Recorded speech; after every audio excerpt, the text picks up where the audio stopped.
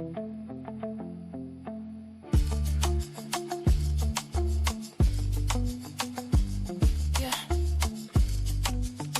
know what time it is. This feels way too similar. Contempt is trying to kill you. The dating game is messed up. No accountability, nobody wanna fess up. I'm in it deep, but I don't know if he loves me, or if he's just here for the company. I spent my last time trying to see it through. Pockets empty, still don't know if you'll come through. We're real familiar, I've seen this play before. Leaving my heart and my wallet at the door. Is it real or just a cycle on repeat? Walking on eggshells on these city streets. This feels way too similar. Contempt is trying to kill you. The dating game is messed up. No accountability, nobody wanna fess up. I'm in it deep, but I don't know if he loves me, or if he's just here for the company. Don't wanna fess up. Why we always gotta mess up? Searching for the truth in a little black book, but I'm scared to give it one more look. Too similar.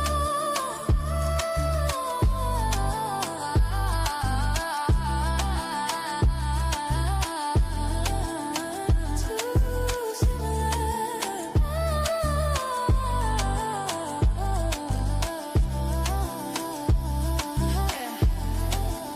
You know what time it is.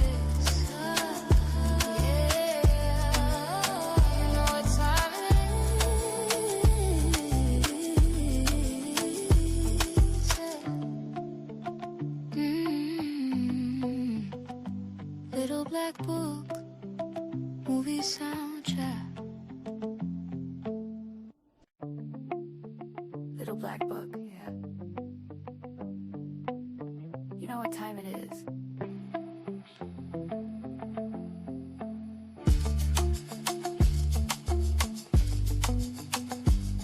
Yeah.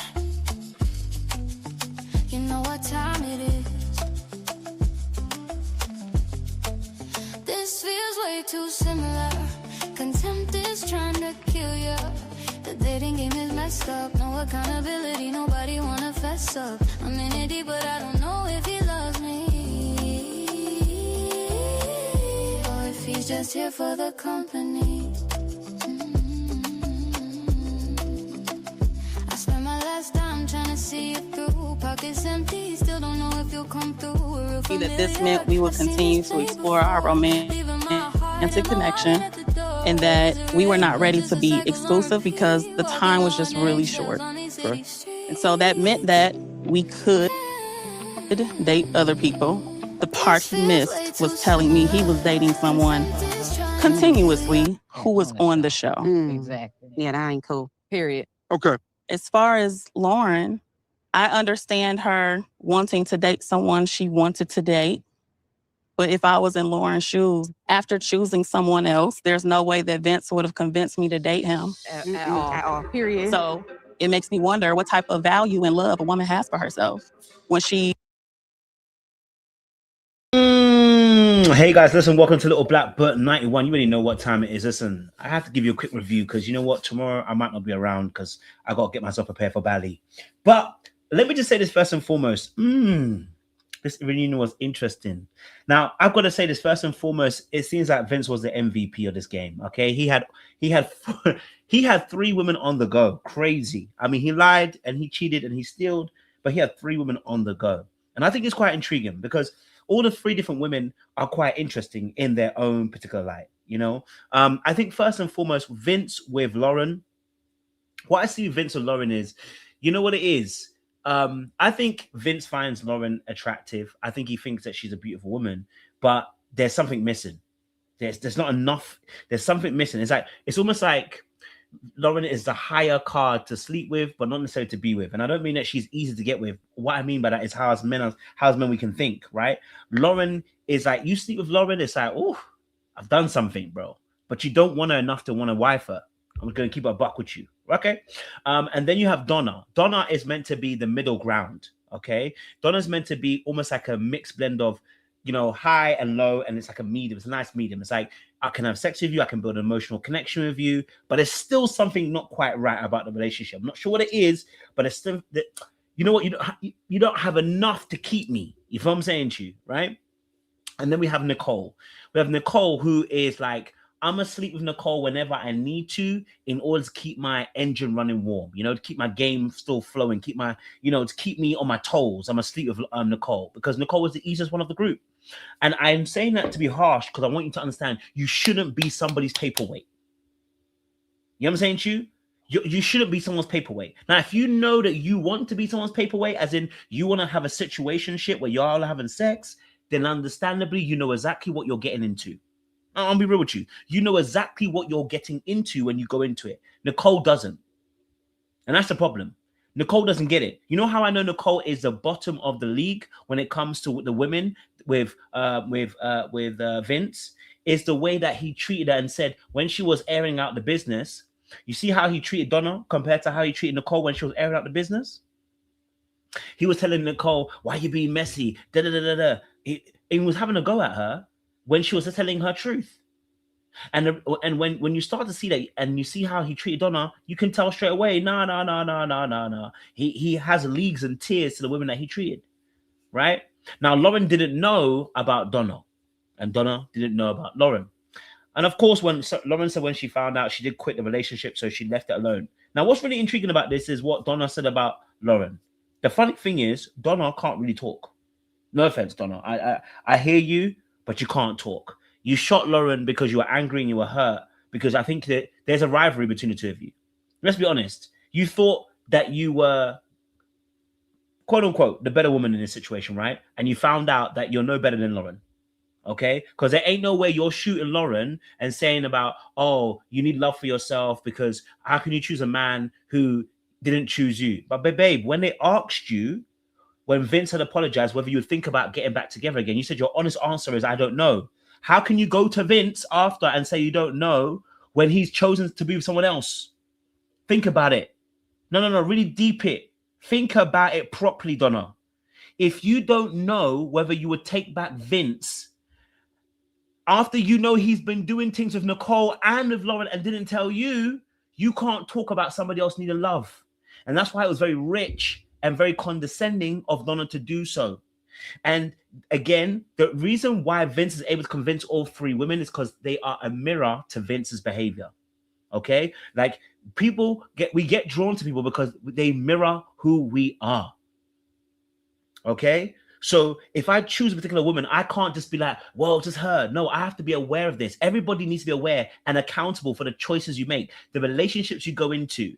It's very rare. And I mean, the rarest of rarest is it that, when you get into a relationship with somebody that you're not to blame either. What I mean by that is even you choosing someone can become a problem.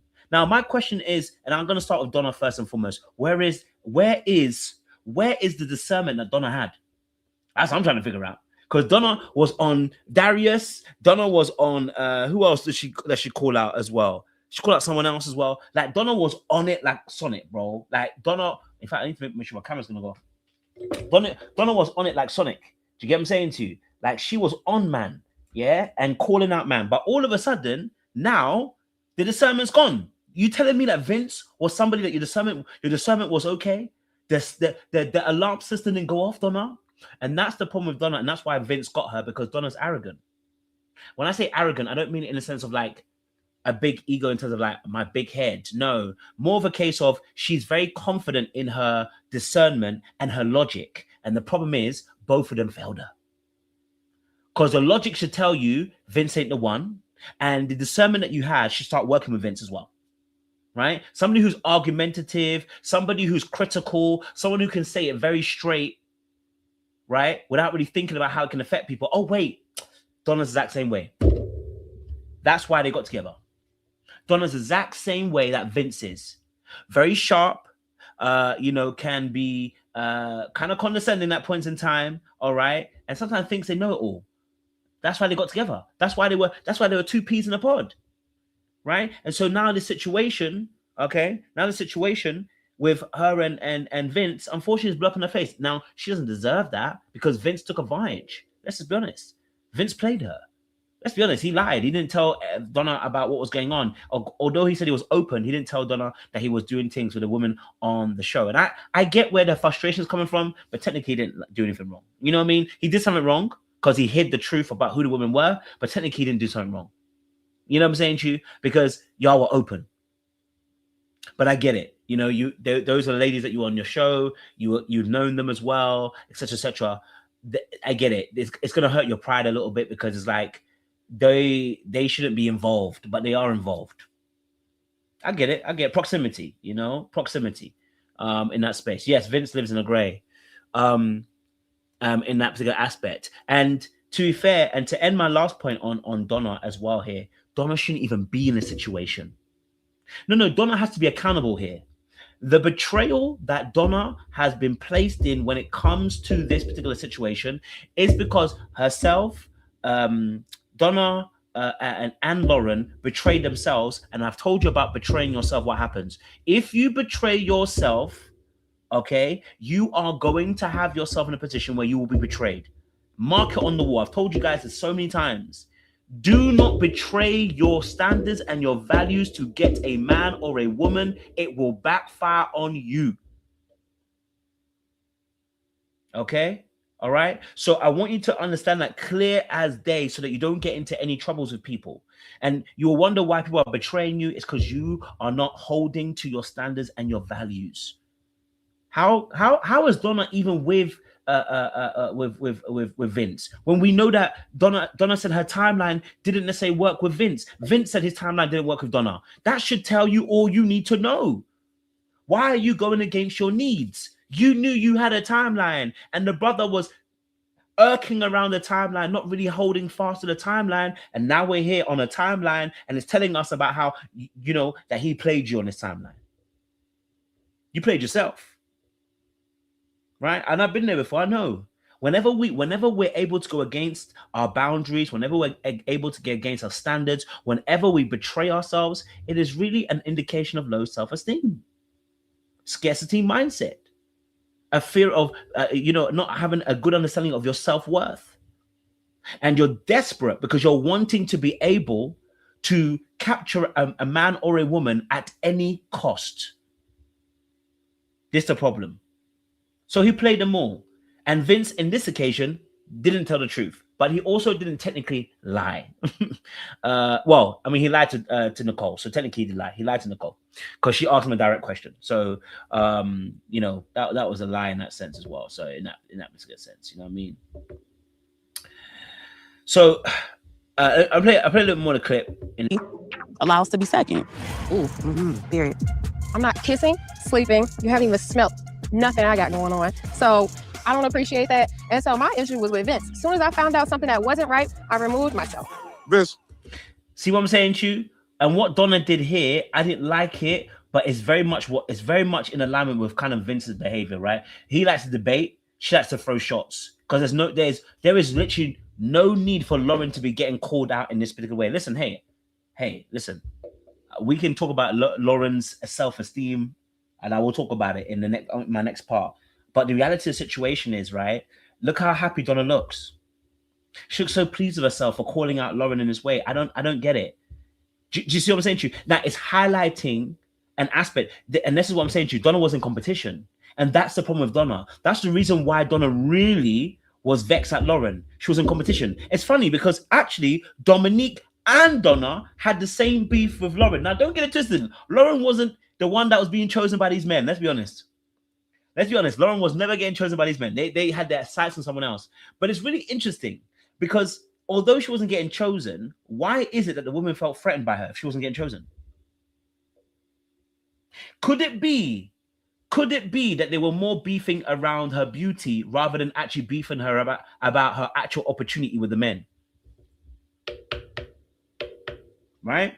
Could it be that they were actually more beefing Lauren around the fact that it's her beauty rather than actually beefing her over the fact that, because really and truly deep it, she wasn't number one for Vince and she wasn't number one for Bello. But Dominique and Donna The way they've acted towards Lauren makes no sense. If you've already conquered and you've already won, why is it that both of them had such an extreme reaction to Lauren? Now, don't get it twisted. We know that Lauren had a pick-me moment with the Vince situation. Yeah, I'm not going to hold you. I'm not going to hold you. I'm not going to hold you.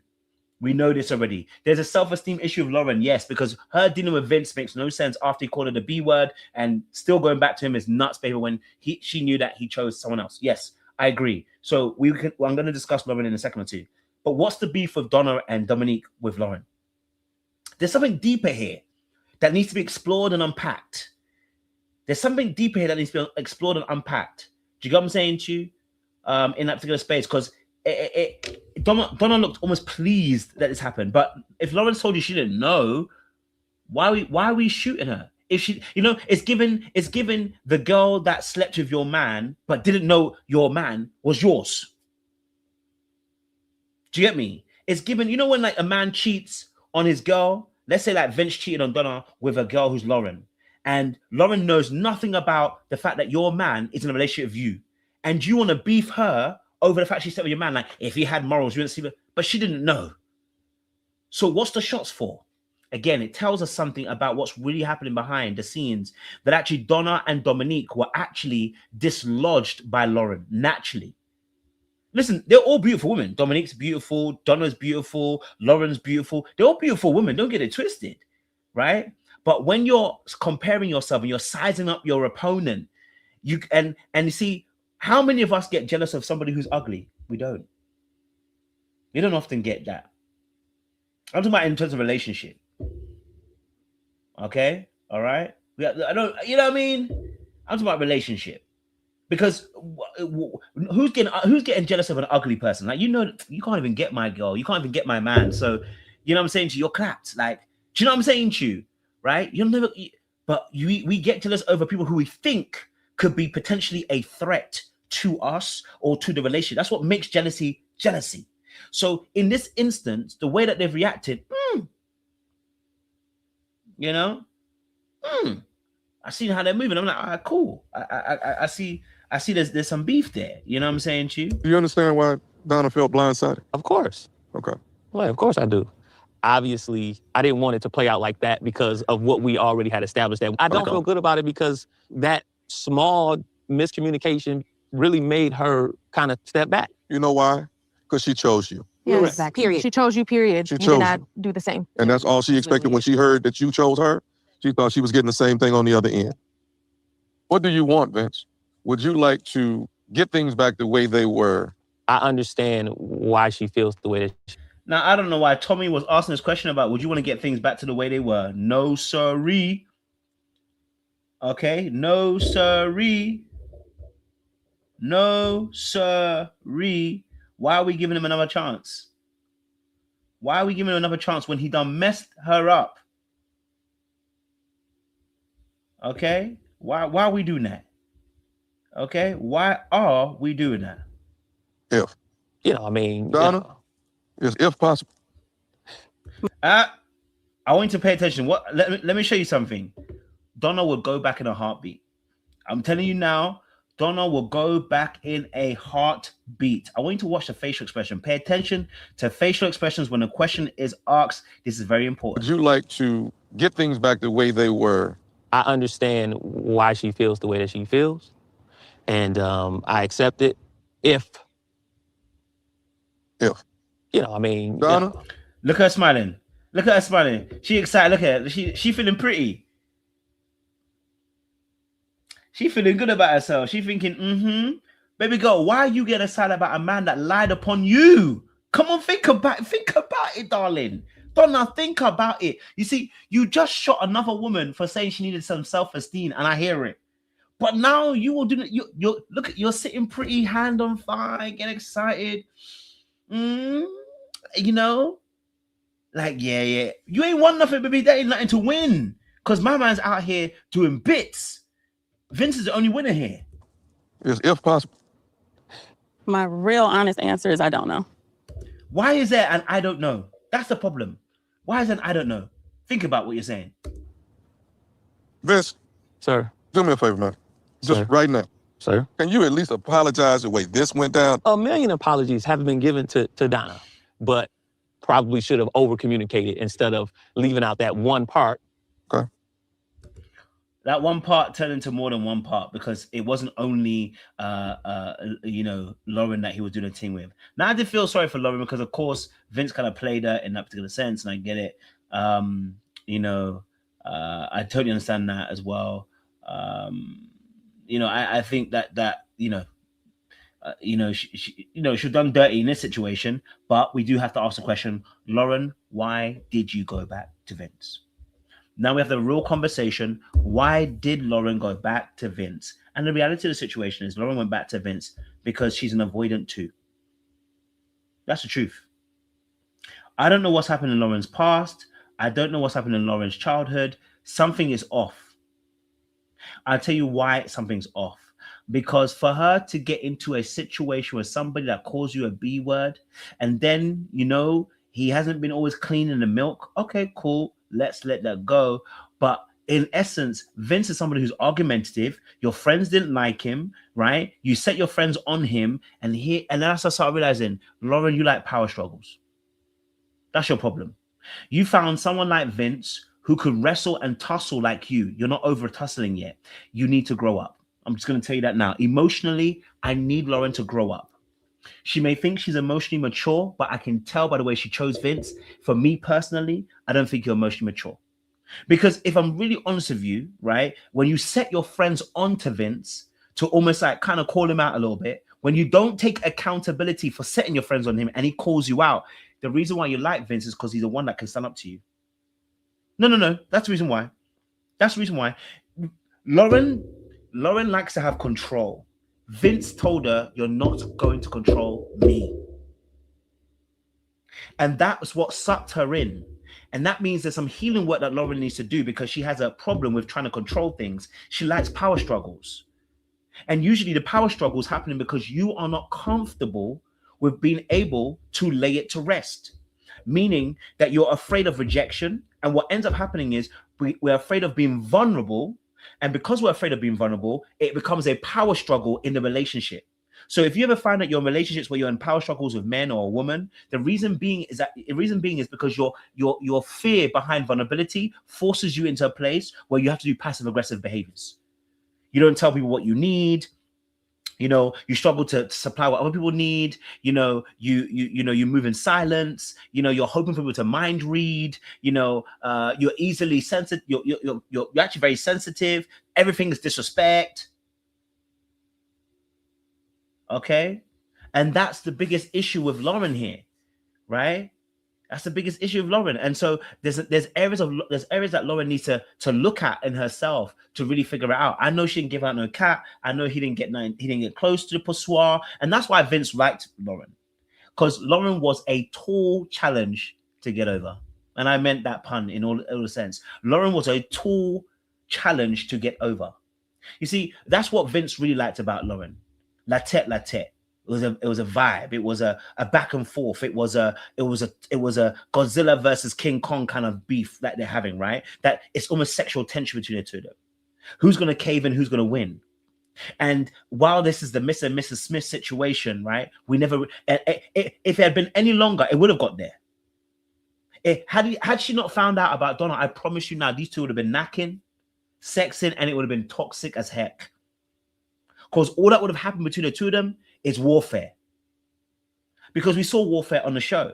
They haven't cleared that up. She wasn't accountable about the fact she sent her friends on him. And do you think that he's forgotten after he called her out for not being accountable?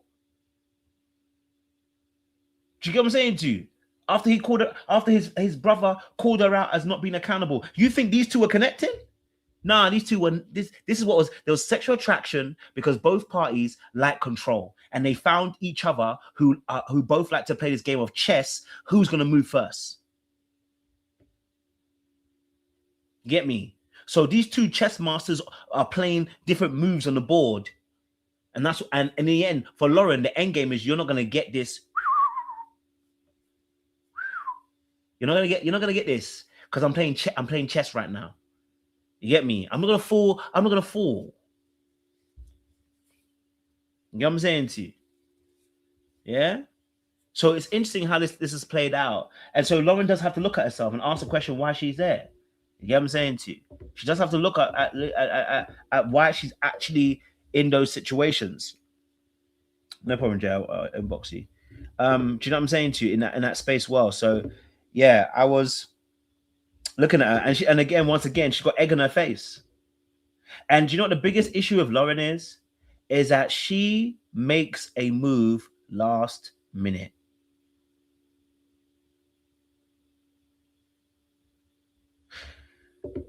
Lauren's fear of rejection makes her move last minute. And because she moves last minute, she's always late to the party. Always late to the party. You know what I mean? And so that's why with Bello, it was late to the party. I'm not going to try too much. I can't show them too much liking. The Vince situation, shouldn't be going there, but we're late to the party. Shouldn't be doing it. But again, I don't want to get rejected, so I'm going to play coy. And so actually, we don't even know. Her feelings could be hurt. She might say her feelings are not. We don't know.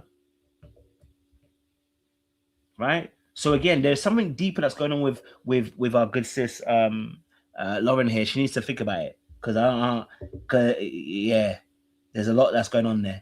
You know what I'm saying to you? And then we got to talk about Nicole, because Nicole's situation, yeah, Nicole,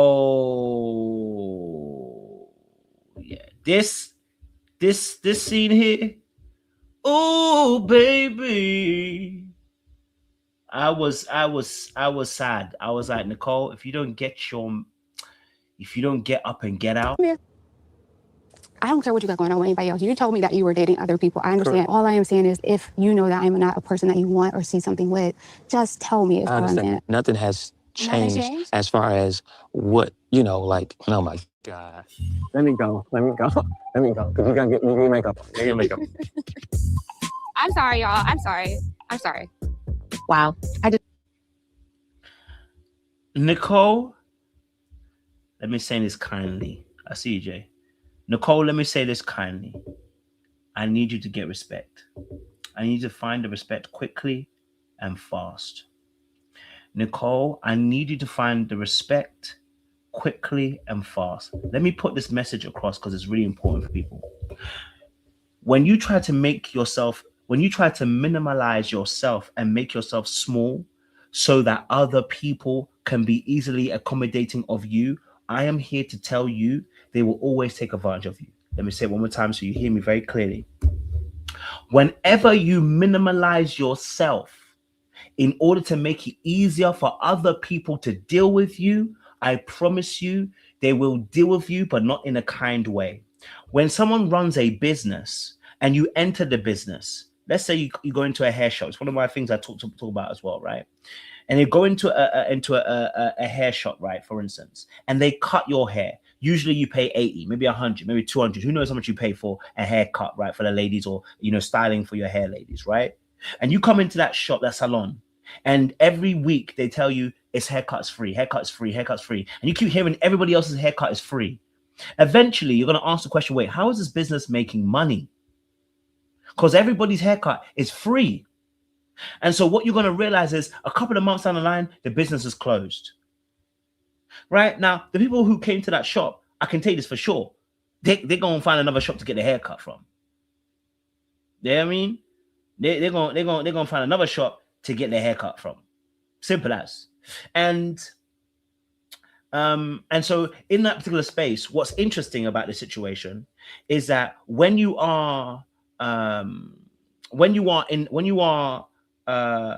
business and you give everything out for free, you'll recognize that you'll have loads of customers, but you'll never be replenished. And that's the biggest issue with a lot of people who overgive. They don't recognize that they are actually not placing a demand on their presence. They don't believe their presence is valuable. So they always try to maneuver and do something for somebody in order to show their value. So Nicole is locked into a position where she's always trying to people please and be on everybody's good side because she's afraid of being rejected and not being accepted by not being nice. She's a nice girl. That's the problem with Nicole. She's not a kind girl. She's a nice girl. And that is a turn on. It's like having too much sugar in the cake. You spoilt the cake. Right? And so Nicole is this cake that's oversaturated with with sugar, and it's now it gives you a head rush, but it gives you a headache, and it's not even nice to eat. And that's Nicole. And she's not learning the lesson because she refuses to look at herself and stop and say, do you know what? I need to stop overgiving.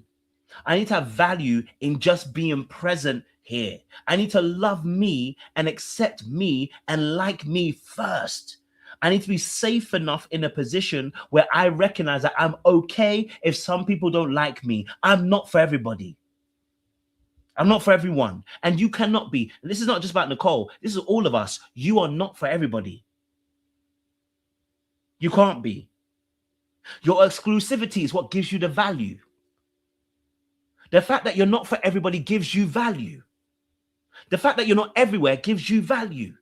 The fact that not everybody can access you gives you value.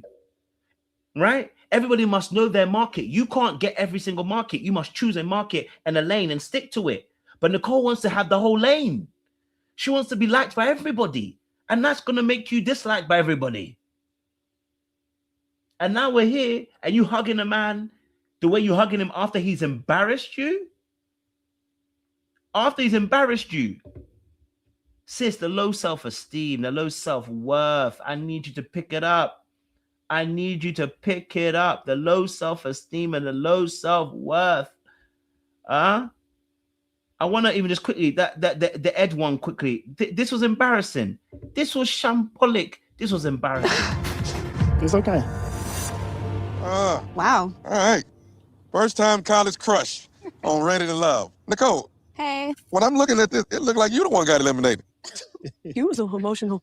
Why was this so difficult for you? His elimination came the very next day after our first date. So it was like, I started to see it like, oh, okay, well, maybe. But you've been going to college with him for a long time, and I'm sure y'all was in each other's faces around that time. We were not in each other's face, and I would like to finish answering the question that you asked me. Yeah. So it was more of like a disappointment of still not like figuring this out. Did you feel the same way, Ed?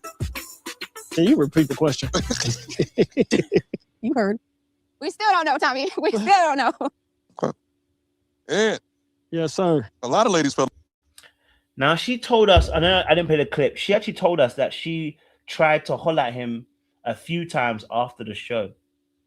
And I asked her, I said, Nicole, I said, you know what? In fact, let me change this. Let me change the way I'm attacking this situation. I'm going to tell you why I'm going to change the way I'm attacking the situation.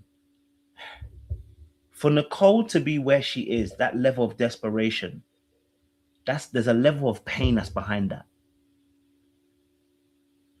For Nicole to get to a place where she is outwardly showing such desperation with Ed and Vince, there is some deep wounds that you've gone through in childhood or something around those areas. Because the willingness to abandon your own self, the willingness to betray your standards and values, the willingness to be so unapologetic about chasing someone who's not even showing you the interest, you lack self-worth. And that self-worth means that whatever you've experienced in your childhood, they've robbed you of that self-worth. They robbed you. I don't know what happened in school, our college years, whatever happened, but they robbed you of your self-worth. They robbed you of your self-esteem. Whatever happened during your past, it has taken the confidence from you. Because you are here as an adult, chasing someone desperately who's not giving you even an inch. This is sad. So let me not be too mean. Do you know what I'm saying to you? But I feel it. I'm like, nah, do you know what? You know, I feel it. You get what I'm saying to you? So I just want Nicole to see this and be like, Nicole, it's time to face the music in the mirror. It's time to look at yourself and be honest about what you really are seeing. There's a time to ask questions. Why is it that I keep going after men that are seemingly running away from me? Nicole is chasing a love that is beyond Ed and beyond Vince. She's chasing a love that's from her past, man. And I'm not talking about Ed in college. I'm talking about there is something that she's chasing for validation of love and care and appreciation that she did not get, that she's doing in her adulthood. Man, it's tight, man. Really, really tight. Okay, last little bit. I want to quickly just talk about the Bello situation real quick. Let me get Jay on. Okay. Pretty much 2 to 3 times a week. Bello had been to my house, had met my family, my children. Everybody liked him. Everything was smooth sailing. No issues, no problems. I keep hearing past tense though. Because it's Dominique. past. We're not together. Okay, there we go. Tell them. Tell them. So fast forward the story. It's Christmas Eve. I go home. Bello hits me up and was like, we need to talk. And I was like, okay, what's up? He's like, yeah, I just, after considering everything that's going on, this ain't for me. And I'm like, what are you talking about? Because me and this man was just in my bed 2 days ago. Took my kids out to eat. We are together all the time. Never had an argument, right? Right. He said, I just don't feel like you fit my future. I see myself having a wife and children, and I just don't see that for me. Just came out of nowhere like that? So, Dominique, you done fought for this man, and this man embarrassed you. You done fought another woman for this man, and he's embarrassed you. Okay, so here's the thing.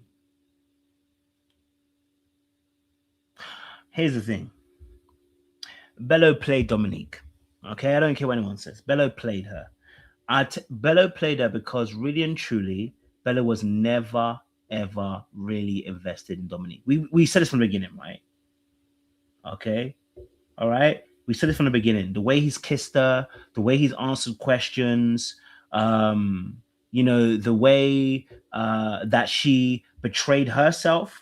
No, Dominique needs to be held accountable, and I'm going to hold her accountable after I've held Bello accountable. Bello played her because he had no intention of ever trying to wife this woman, because they had different faiths and different religions. Bello was just more excited about being able to capture her and win the battle.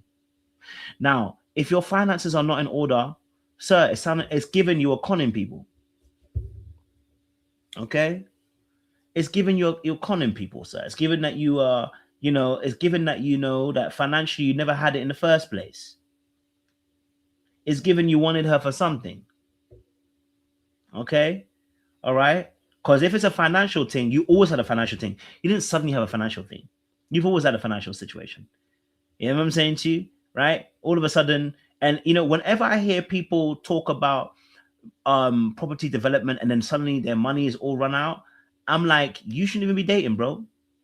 You ain't got no running, you've got no running cash, you got no running capital.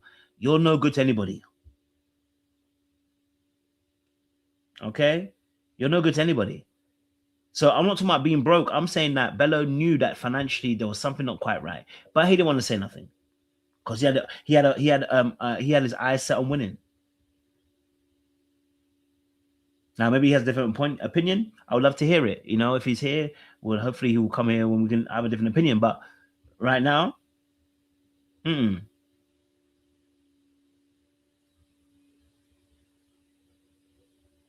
interesting stuff. That's true. She did say it, so we don't know if it actually is true. That's very true. We don't actually know. It might not be true. That's fair. I take it back. It could not be true. It could be a case of the fact that she was just saying a little bit too much and putting 2 on 10. That's very true. I won't lie to you.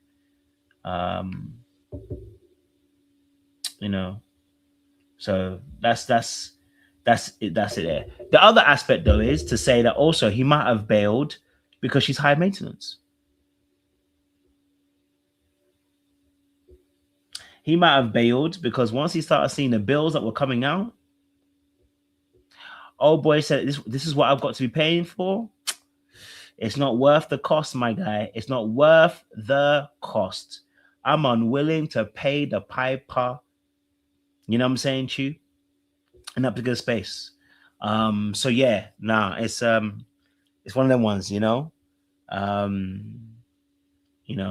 So that's always interesting. Now with Dominique, real quick. With Dominique,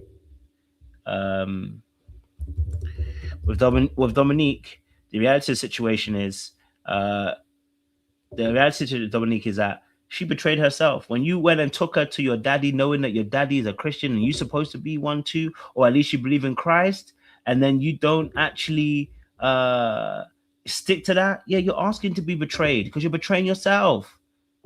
You know that's not true. You know that's not in alignment with your faith. Right? You know it's not in alignment with your faith. So why are we doing all of this?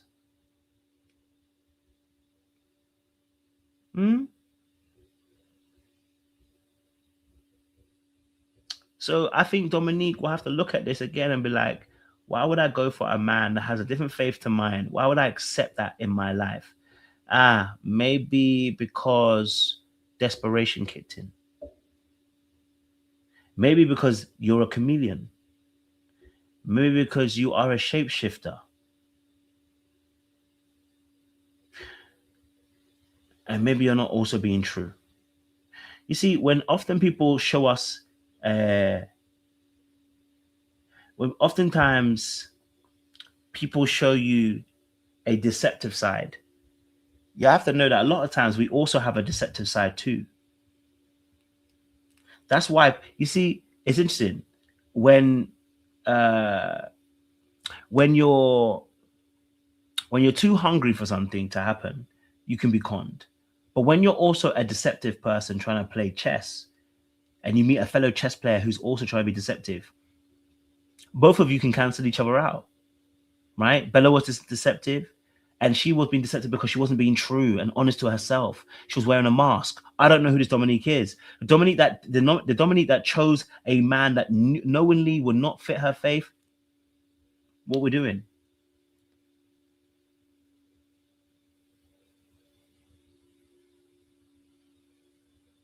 She has to look at herself and ask those questions.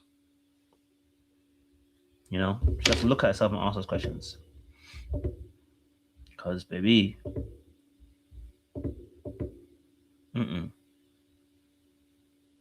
I agree. Yes, if he didn't want her, he should have gone for her.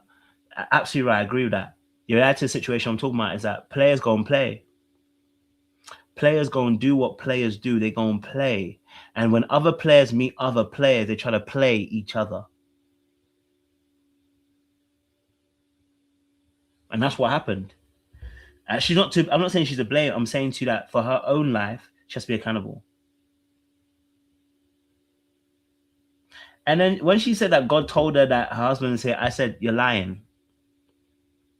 I said, what relationship you have with God that God told you your husband's here and he'll be a Muslim?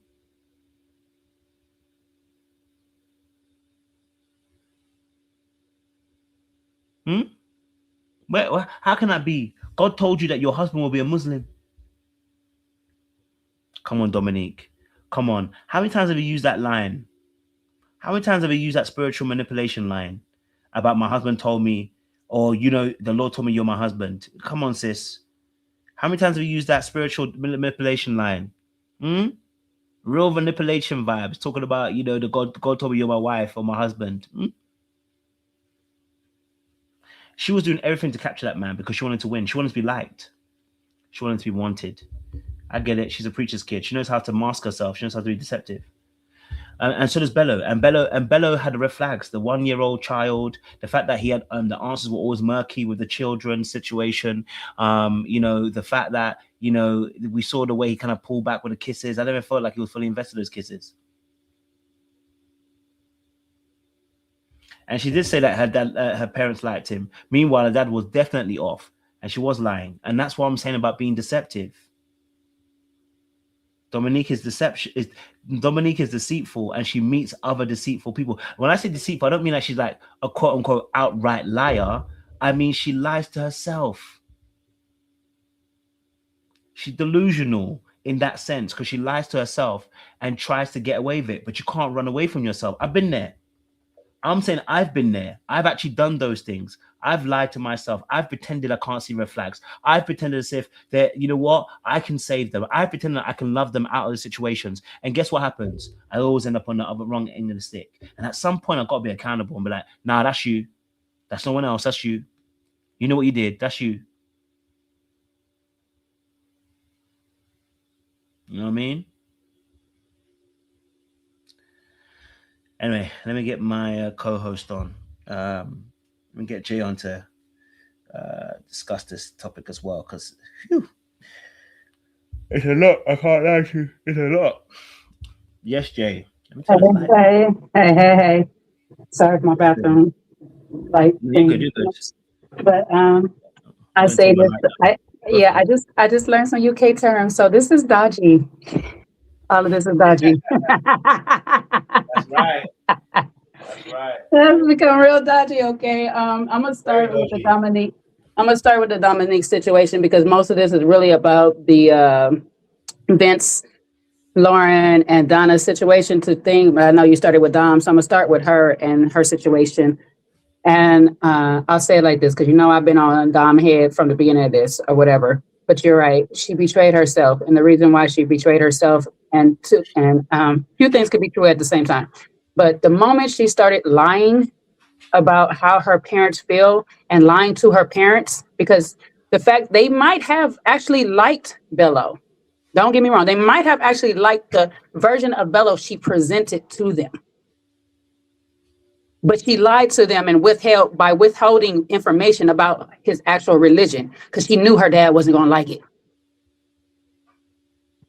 So the moment she started doing that stuff, that's the moment she betrayed herself, because you started dropping the whole thing of actually finding a person for yourself and started competing with the other women. You was doing anything and everything to get this man under your submission. And that's where she failed herself. She could have been like, she has the game. She actually has the game because we watched her with Devin. We watched her with Cardi, how she maneuvered and stuff like that. She had the same game. She had the discernment to understand that these men wasn't for her. But because she sized Lauren up as competition, she decided, I'm going to sit here and play this game any type of way. And then on top of it, you fell for him because you're on this stage crying right now in this moment. You went from smiling, cool, and acting like everything was okay to literally crying on this stage behind this man. Why? Because inside of yourself, you don't want to admit that you played yourself by allowing him the opportunity to even play in your face the way he did. So now you got to come up with every excuse except for take accountability in this moment and say, this is on me. Because I shouldn't have been worried about anything he had going on with any of these ladies. I should have been paying attention to all the signs that it was showing me while he was dealing with these ladies. Instead of wanting up Lauren in that moment, sitting there at that table with his brother, you could have said, hey, why you can't get a straight answer? Are you still pursuing a relationship with her or what? What's really good? But you was too busy trying to get the one up. And I'm not going to, though I know for sure Bello scammed her, because at some point Bello decided that this is not the woman he wanted. And it was a last minute decision, quote unquote. However, that statement that his brother said in the back of his mind rang there. And I think from that moment, that's when Bello kind of held up and was like, well, let me see what I can get up out of her. I do think he started to like her somewhat, but he was willing to keep his options open, especially if he had some girlfriend lingering in the background already. I think he fully decided, let me see what I can get out of her, her connections, whatever, and stuff like that to make things happen. Two things can be true. He could have been in a financial crutch, and he could have also liked her for a moment until he started seeing some of her behaviors and how she gonna act. His timing was shit on when he told her. Because, sweetheart, no matter if you Muslim or not, give me a book. I don't celebrate, but I know when Christmas is coming. So come on. You're Muslim and you don't know Kwanzaa, you don't know Hanukkah, you don't know Christmas? What rock you been living under? Your timing is because the girlfriend probably put pressure on you to shut this down. Or you finally made a decision, I can't get none of her connects. This ain't gonna go nowhere. It gave side piece while she was sitting here trying to look at Lauren for the longest as being a side piece, but it gave side piece energy that you would tell her on Christmas Eve that you're good. Meaning I don't got to spend Christmas with you or your family. I do feel bad for her a little bit, only because I know at some point she did actually genuinely like this man. But sis, this is on you. because the signs was all there. When he couldn't give you a straight answer, when he still kept playing, and I do know that some part of the game has to have the votes of others. You have to have the votes of others. I understand that. We watched that with Clifton and Joy. But when he literally sat there and told Lauren, that's what you were here for, instead of saying, nah, I'm cool in this moment because we're at the tail end anyway. That should have been enough proof right there. But you was basking in the joy that he decided that he just want to play. You thought play in Lauren's face when he was playing in both y'all face.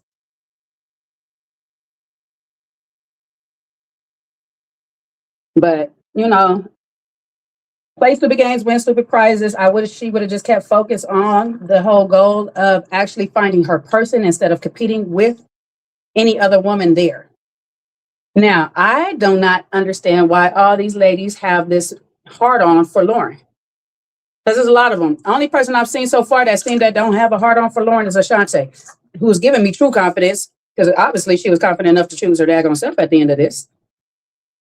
Or whatnot. But I don't know why all these ladies have a hard on for Lauren, because everybody was championing how Vince was wrong for playing Donna the way she did. Donna this and Donna that, or stuff, had chimed in on everything and stuff like that. Like Lauren was the actual bad guy when the whole time it was Vince. I'm sorry. Why are we attacking the lady when the man is over here spitting the game and playing you both? And not only you both, he got a third person in there.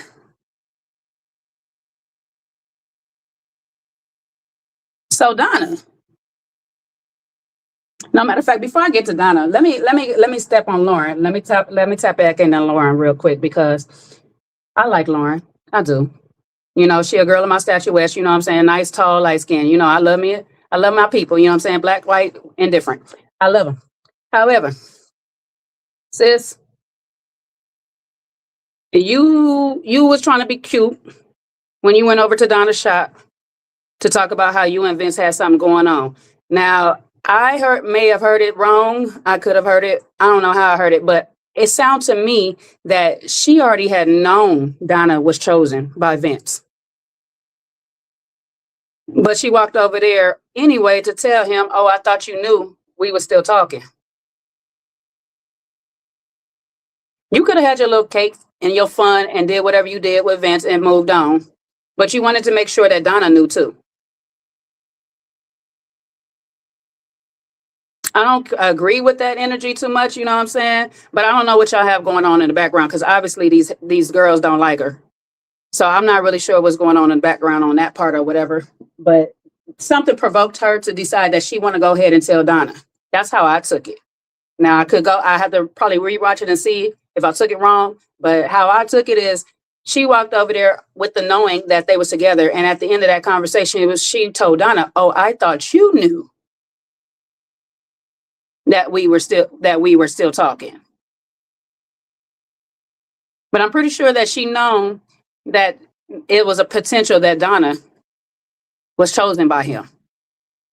Now, she was off the show. I don't know what her connections is with anybody and all that. I don't know if it's Shantae know to tell her or whatever and stuff like that. I could be wrong. She didn't know anything. I'll stand on it if I'm wrong. But how I took it is that she known something. So I'm looking at her little side eye on that part right there, because ain't no way that you need to bask in the glory of nothing, because you didn't win nothing with Vince. At the end of the day, he's still trying to go back to Donna. So both of y'all still a 1 and 2 category. But to circle back to Donna and her comment, I was like, see, this is why I sit here and tell y'all, don't be competing with the other woman when it's the man in between, the both of y'all. Because he gonna make you look stupid every time. Now, you were sitting up on that stage, smiling and grinning and all this stuff, and indecisive if you'll get back together, because what in your heart is, if he begged me enough, I'll give him another shot. That's really what was in her heart. Up until Nicole decided that Nicole want to be like, oh, well, let me tell y'all about my situation then. Because he not only withheld the information about Lauren, but he obviously withheld the information about Nicole.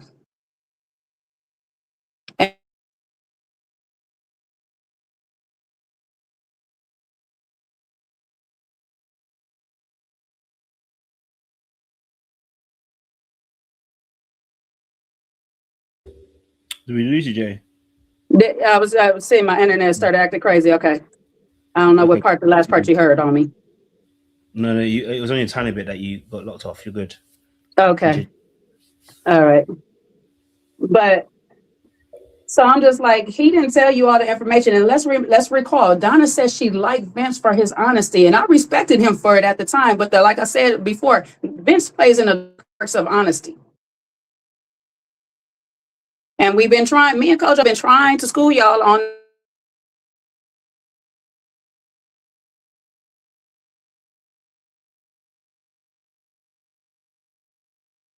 Damn, they're taking my good sis out, boy. She was just gonna tell you about the Vince situation. She's been the connection taking her out at the best time. Go for it again, Jay. We lost you for a second.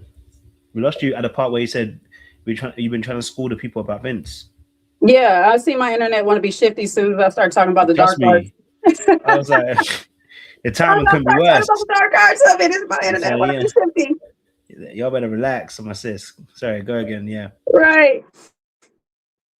But like I said,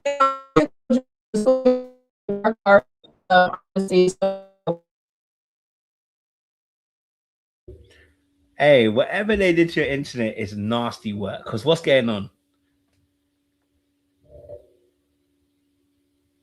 What's going on? They did some nastiness to your internet, baby.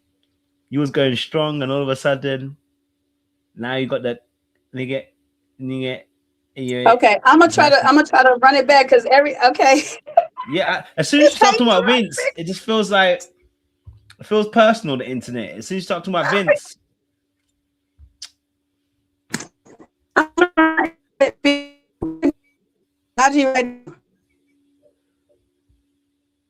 Yeah, your audio is still playing up, babe. You might have to pop out and pop back in.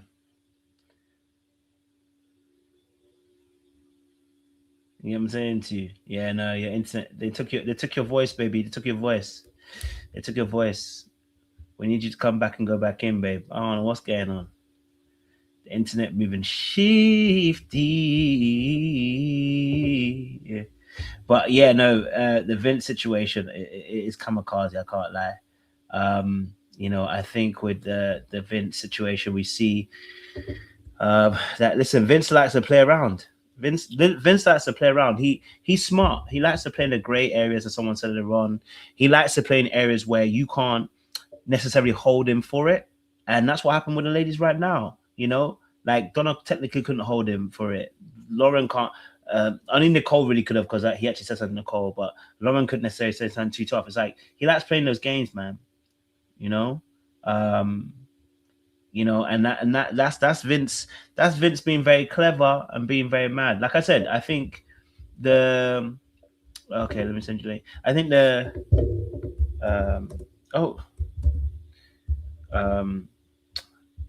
sorry, I've sent the wrong thing. Yeah, I think with Vince, he's listen, at the end of the day, it's dark arts, isn't it? Do you get me? Yeah. I always talk about when people play a good game, I have to also be respectful of the fact that it was good dark arts. All right. But when you're lying, kind of isn't, but when you have to lie, it's not a great game anymore. And when you have to lie, Nicole, it wasn't really a great game anymore. With Donna, when he didn't tell her about Lauren, it wasn't a great game anymore. You know what I'm saying to you? Like when you have to start lying, it's not a great game anymore. I don't mind being in a gray area, but when we have to lie, it's not a great game anymore. You know what I mean?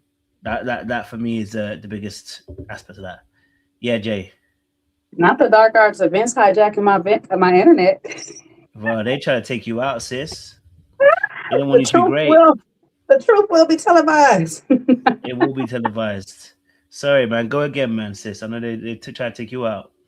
Yeah, but like I said, me and Coach and stuff, we've been trying to warn y'all of how the truth can be used in the dark arts. I know a lot of people don't understand that, but the thing is, certain people love to be lied to.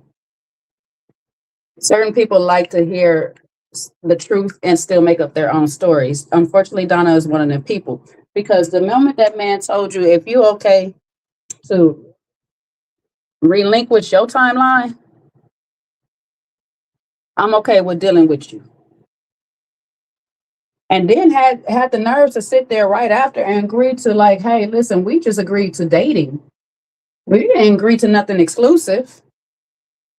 So I'm sitting here trying to figure out why you mad at Lauren when you made an arrangement with this man that y'all can date whoever.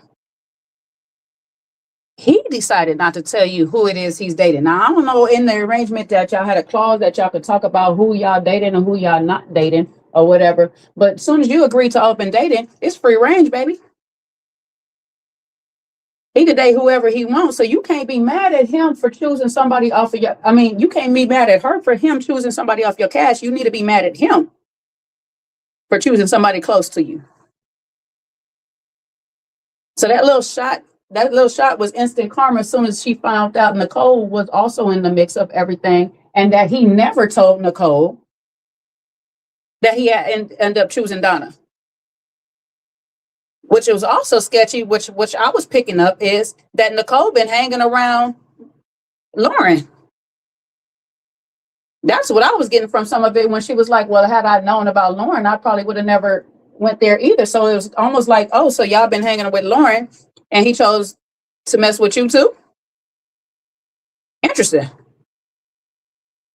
But none of y'all, which was really, really interesting, none of y'all, and when I say none of them, was the women on that couch that was peeking up all that time when it came to Lauren. None of y'all had no beef for Vince in all the games that he was doing up in this. None of y'all was like, oh my God, I can't believe he did Donna like this and stuff like that when it came to Nicole or whatever. But sure enough, when they said Lauren, y'all all had a problem. So that let me know that y'all was all willing to betray yourself in sake of Lauren not winning. Now, I hate to say that this is a colorist thing or whatever, because I hate to just minimize this conversation just like that. But I do believe that her actual aesthetics, as far as her beauty, and possibly in some regards her color, not necessarily with Donna because they're about the same complexion, has something to do with a lot of things. Because I think what people think automatically is because you're light skinned and you have some type of look to you that you're automatically chosen. That is not always the case, as we can see. And we also know that Kevin Samuels is just laughing in his graves right now because Owen decided he wanted to play up in a beautiful woman's face by having a beautiful woman play herself the way she did. I don't know why Lauren disgraced herself in some ways that she did. Because you were second choice to a lot of these men, even though their first choice wasn't solid.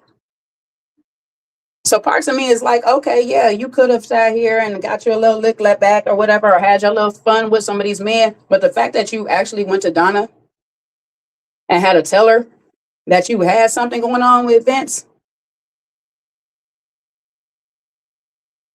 I can kind of see why some of the ladies be a little some type of way with you. And I also could see why Donna thought she was getting a little lick back in that moment. But she played in her own face by doing that, because at the end of the day, he ain't smashed nobody but Nicole. And I'm like, we already know Nicole's self-esteem is shot. Because you chasing a man that ain't never thought about you in 15 years. Plus.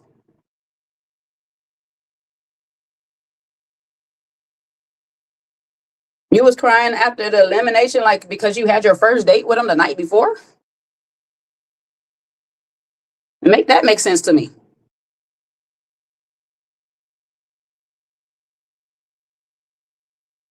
So overall, City Girls took a big L in this one. City Boys up. Thanks to Vince. Okay. The only thing I could say Vince was sitting there looking stupid in is the part he was just like, that's not right. That's not right. Bro, just, I don't know, if I was trying to smash real quick or whatever, and probably smash again if you let me. And hold up 1 second, because I'm still trying to smash Donna if I ain't cracked her yet.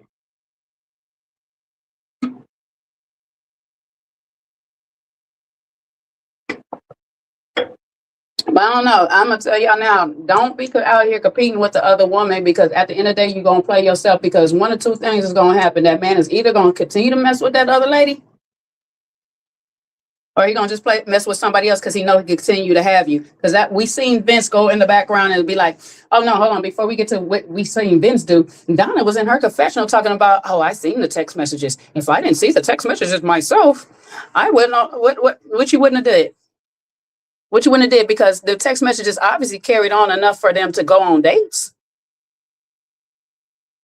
Even if you want to say that she pursued him, he still took the option of going out with her. He didn't shut it down. So what did the text messages actually prove? And then the fact that if the text messages prove anything, why is he back there now in the confessional with you, convincing you on it wasn't really nothing still? Then you sitting in a three-way with Nicole and him.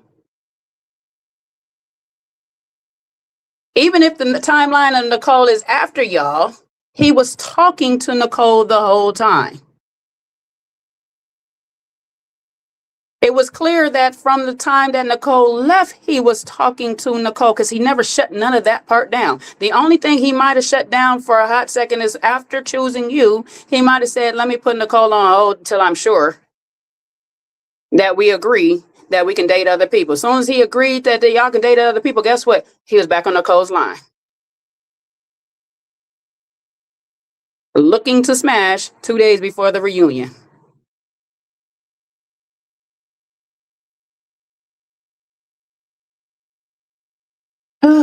Child. I don't know what's in the water of Detroit, but baby, it's a hot mess out there. I don't know. But City Boys is up. I feel bad right now. I don't know how we're going to redeem ourselves.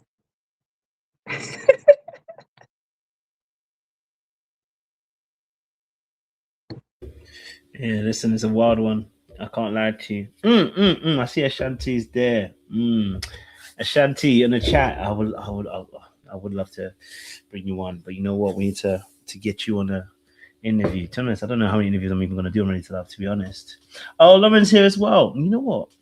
Can we break protocol? Can we invite them? Oh. Did she say he left the show fully single? What's that mean, Lauren? Lauren, I need you to come and answer these questions. Let me get you on. Because listen, I'm not going to do the videos this season. I'm not going to lie to you. I've only got one or two people I'm going to interview, and I've got too much coaching to do. I can't lie to you. I won't even play with you. There's too much coaching to do to be doing interviews this seasons. Y'all going to have to let me live. Master Sean, I see you, bro. Talk to them. Hey, Shawnee.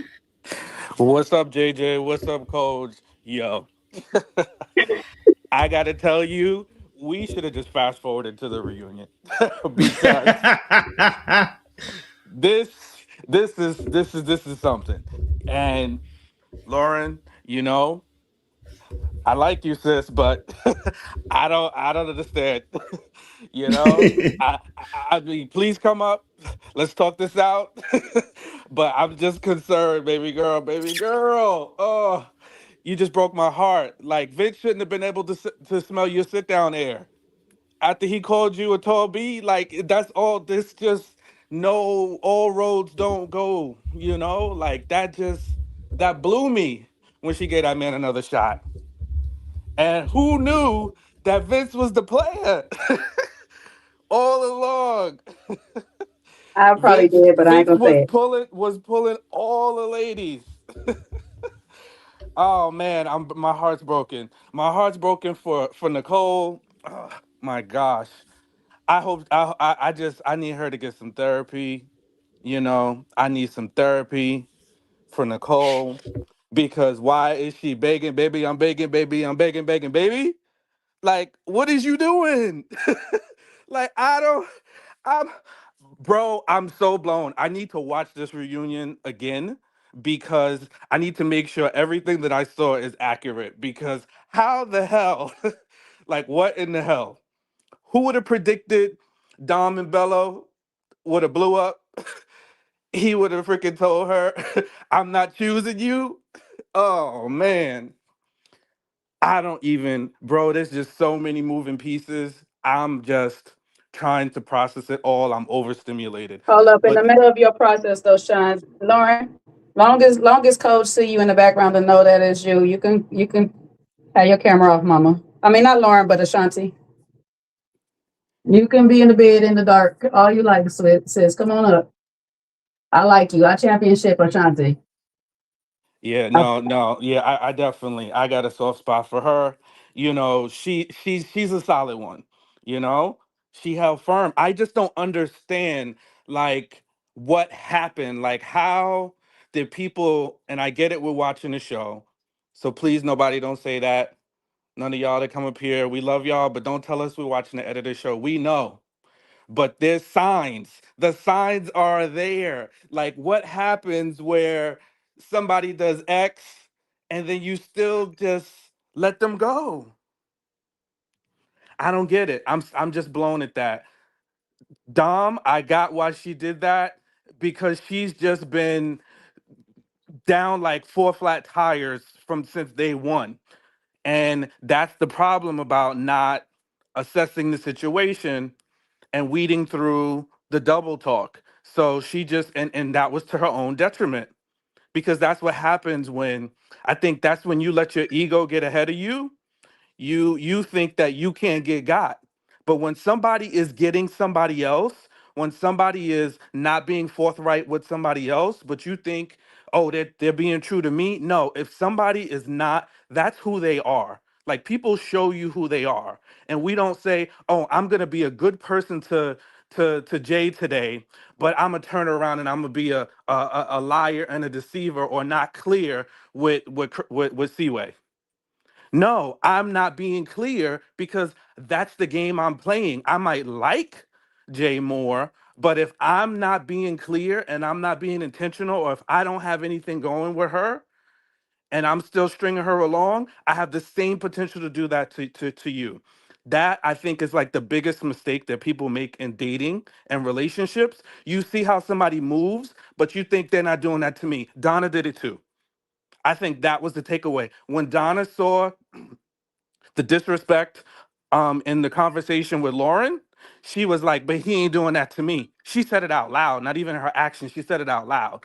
When you do that, you're setting up a trap for yourself because you're accepting bad behavior for somebody else because it's not you. I think to me right now, that is like the biggest lesson. You see somebody move in a bad way, that's who they are, and expect it to come your way. I'm done. Set a bar there, Sean. That's the facts. And that's the funny thing is like we all question like why Lauren kept moving, kept doing certain things and stuff like that. But even though it's a TV show, she probably had to stay there until she get voted off. But as she was there, she was showing them how much interest these men really had for their actual number one quote unquote connection. Hey, Ashanti. Hey, can y'all hear me? Mm-hmm. You loud and clear, Oh, babe. oh goodness. Good to have you on board. I'm happy to be here, I guess. I don't know. Am I? What y'all think? Listen, your season is Oh interesting. God. A hot mess express, babe. We was on a hot mess Well, express you going get nothing nowhere but fast. praises. You get nothing but praises, sis. You know what I'm saying? So you Thank should you. be I happy. appreciate it. Other people might not be so much, but you can be Did my happy. best. Did my best to do my best. I'm intrigued. So I guess my question would be: obviously, you had a connection with Bello, right? Mm-hmm. At what point did you get off the Bello Express train? Because I know what we saw on the screen, but at what point did you get off the Bello Express train? When I witnessed an actual kiss, and I was like, yeah, this is not because I feel like I told the guys, I have certain boundaries, and if you cross a boundary, no shade, that's why we're here, but if you cross a certain boundary, it's like, okay, you made your pick. You made your pick. Okay. I think we've seen that in your face a couple of times.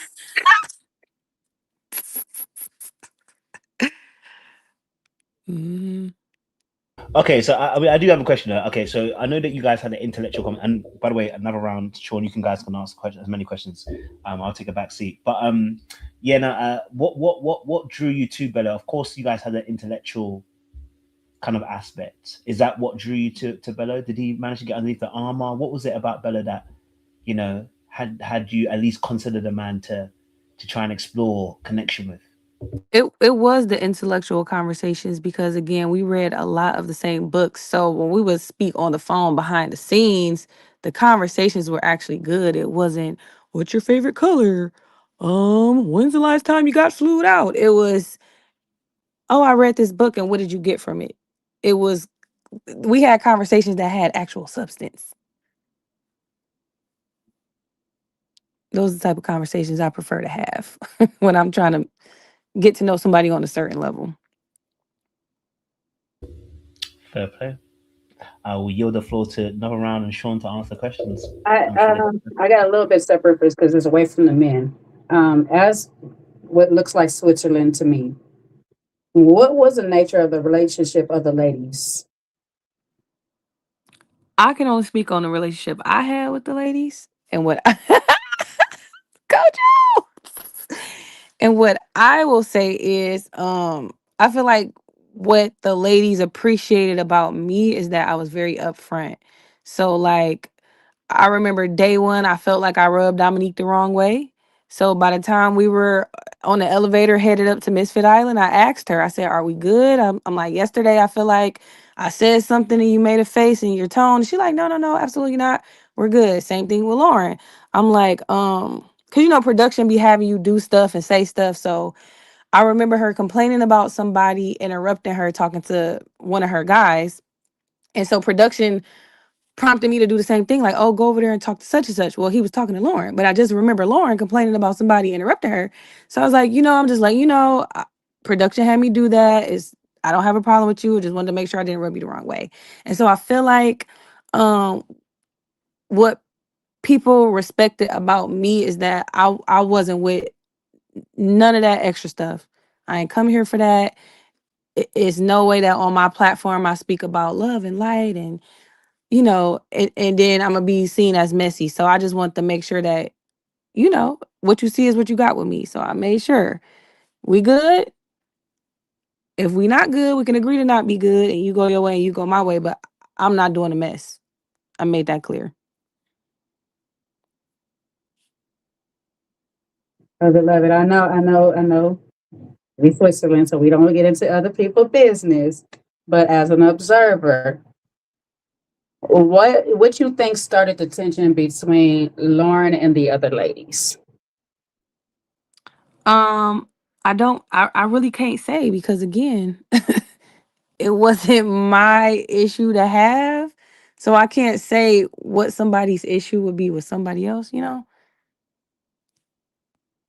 I feel you.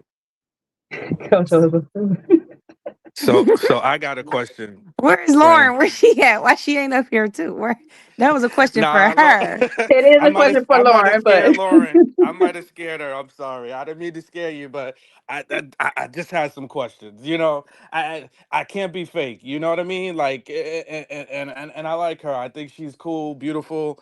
All the things, but I just seen some serious missteps, and I just wasn't expecting to see her letting Vince spin the block. Like, what are we doing? But Ashanti, for you, how were you able to navigate this process without getting sucked into the BS? Because you definitely you've been a fan fave because the way you navigated things. So please tell me how you were able to like suss out certain things and see certain behaviors that were like red flags.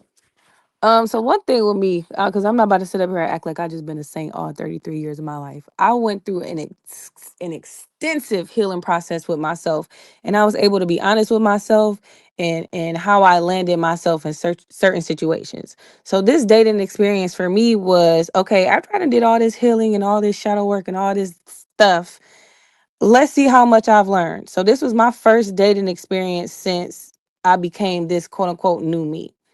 So when I walked in, I just had my antennas up and I told myself, okay, these are my boundaries, ankles crossed, lips tucked. I'm going to get to know these people. And I'm gonna be sure I conduct myself a certain way, and me sticking to that and being authentic to who I am. I mean, again, once you do the work on yourself, you kind of can just see where people haven't done the work on themselves. And that's no shade, because we all, like, I'm still doing work on myself, but I'm just saying, like, this experience, I'm like, all right, I'm approaching dating very, very, very differently. And I put that lens on. Once your eyes is open to certain stuff, you can't unsee it.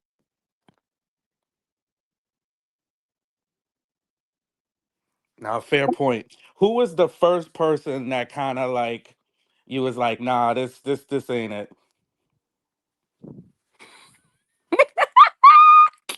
Come on, come on. Now she just told you she ain't messy, Sean. What? Okay, I'll say this. When I walked into the mixer on day one, I felt like, okay, my husband may not be here. And when I spoke to production about it, they like, listen, so as long as you're here, you might as well indulge in the process.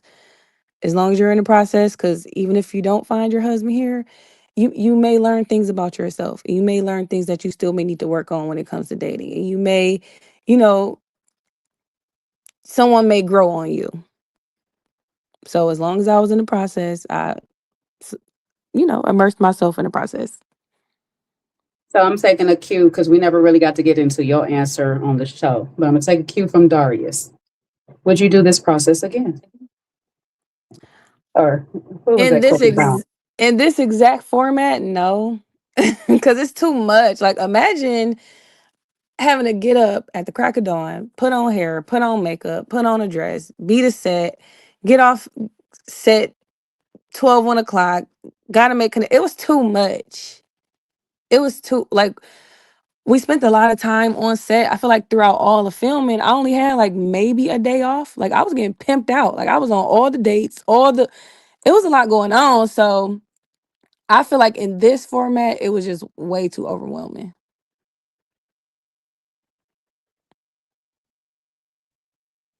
Who was your closest to a connection? Um, my closest to a connection, I would say Bello, because again, our conversations were very fun. We talked about a lot of interesting topics. And maybe Steve too. Steve made me feel very comfortable. He was one of the very few men who, when I sat and spoke with him, he wasn't seeking my validation. He was looking to get to know me. Vince, when I was talking to him, it was, what do I need to work on? Xavier, it was, how do you feel about me? Devon, it was like, rate me 1 through 10. Steve, it was just like, what's up? How are you? Tell me about yourself. You making home yet, Britt?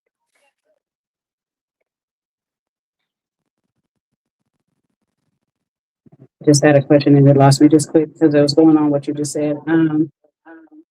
Oh, okay. At the finish, because you made history by being the first woman to have two at the end to eliminate. But if you wasn't chosen to go first, do you think one of the men might have said something towards picking you?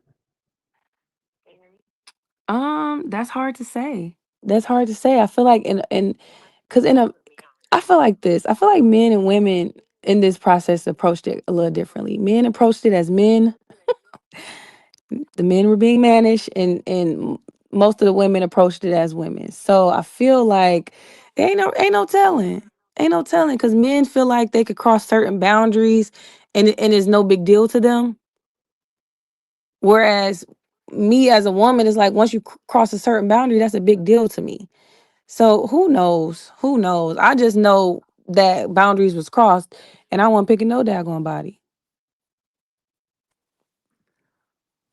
Ashanti, I got a question. It's you know, it's a little tricky, but I just need to. Did Bello ever try to spin the block with you after the process? Nah, he ain't never like cut into me. Like, he might have sent a heart eyes or a fire emoji in my stories or something, but it wasn't nothing that was like just straight up cut into me. Let me call you. Let me take you out. Okay. Okay. Cool. I don't know. I think that I know you're not going to tell us, but there was a couple of times, like that scene with your mom and Darius. Like, what did your mother say? Like, what did she say? Like when y'all was off camera, because I could tell she was like, "What are you talking about?" Like, what did she say? Like after the cameras were off, about Darius, about Bello. Like, what were her honest thoughts about those guys? So when they first left out, she thought more men was coming out. She like, all right, who next? I'm like, that's it. That's all I got. She like, that's all you got to choose from? I'm like, yeah. My stepdad like, all right, you need to keep looking.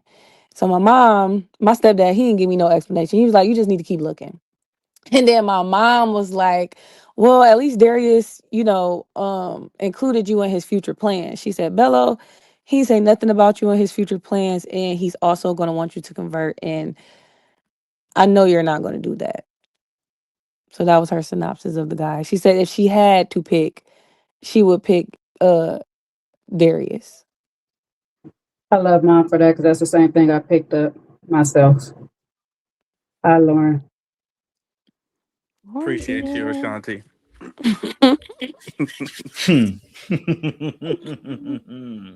Appreciate you, Shanti, too. Don't worry, I've got questions for you later on, Ashanti. Don't worry. Oh, goodness gracious. I'm gonna make you speak. Don't worry. Okay? Oh, God. Nah, I'm kidding. Yeah, I do have questions for you later on. Welcome, Lauren. Welcome to the show.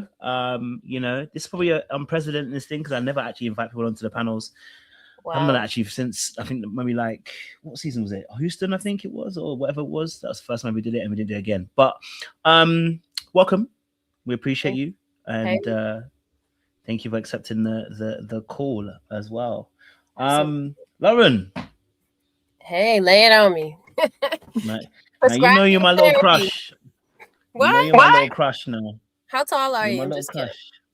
I'm How not tall enough. tall are you gonna have a spin around? I was about to say that. I'm 5'10". Told you he'll spin and do a wine for you, Lauren. I will. I promise you, I will. I'll spin. I'm just kidding. Don't worry, I'm ready for the spin. Don't worry, I was. But I got a question. I'm gonna go straight to the heart of the situation, Lauren. Yes. We need to know why you spun the block. We are confused as to why you spun the block. All right, so I'm just gonna be transparent with you all. I can't be all the way transparent due to because the show hasn't come out. Yeah, just due to contractual obligations, but I can speak from just being a human. I, believe it or not, have only had 1.5 boyfriends in my whole entire life. I don't have a lot of experience dating. I know people see me and they just assume. People say, "Oh, she's a man eater," or she gonna do this, she gonna get this out of you. I don't know. I was in a relationship for 13 years. That's where I got my children. I was sheltered. So when you put me in a situation, I'm used to just turning everybody down. Like, that's my game. I just turn everybody down. They think that's cute, and that's how I get people. I don't know, right? So in this situation, I meet somebody, and I'll say this, like, in the beginning, going in this process, like, I've never dated multiple people at once. So I knew I wasn't going to do a good job. So I went straight for attraction, physical attraction, like I always do. And that was Bello. When I saw Vince, he was super goofy, somebody I would walk past any day, never look at twice. And he was still one of my top 4 connections. So I'm getting to where I'm spinning the block. So eventually I started to learn, like, wait a minute, I'm making the same mistakes. Like, I'm just going for what I think is attractive, but what I actually like.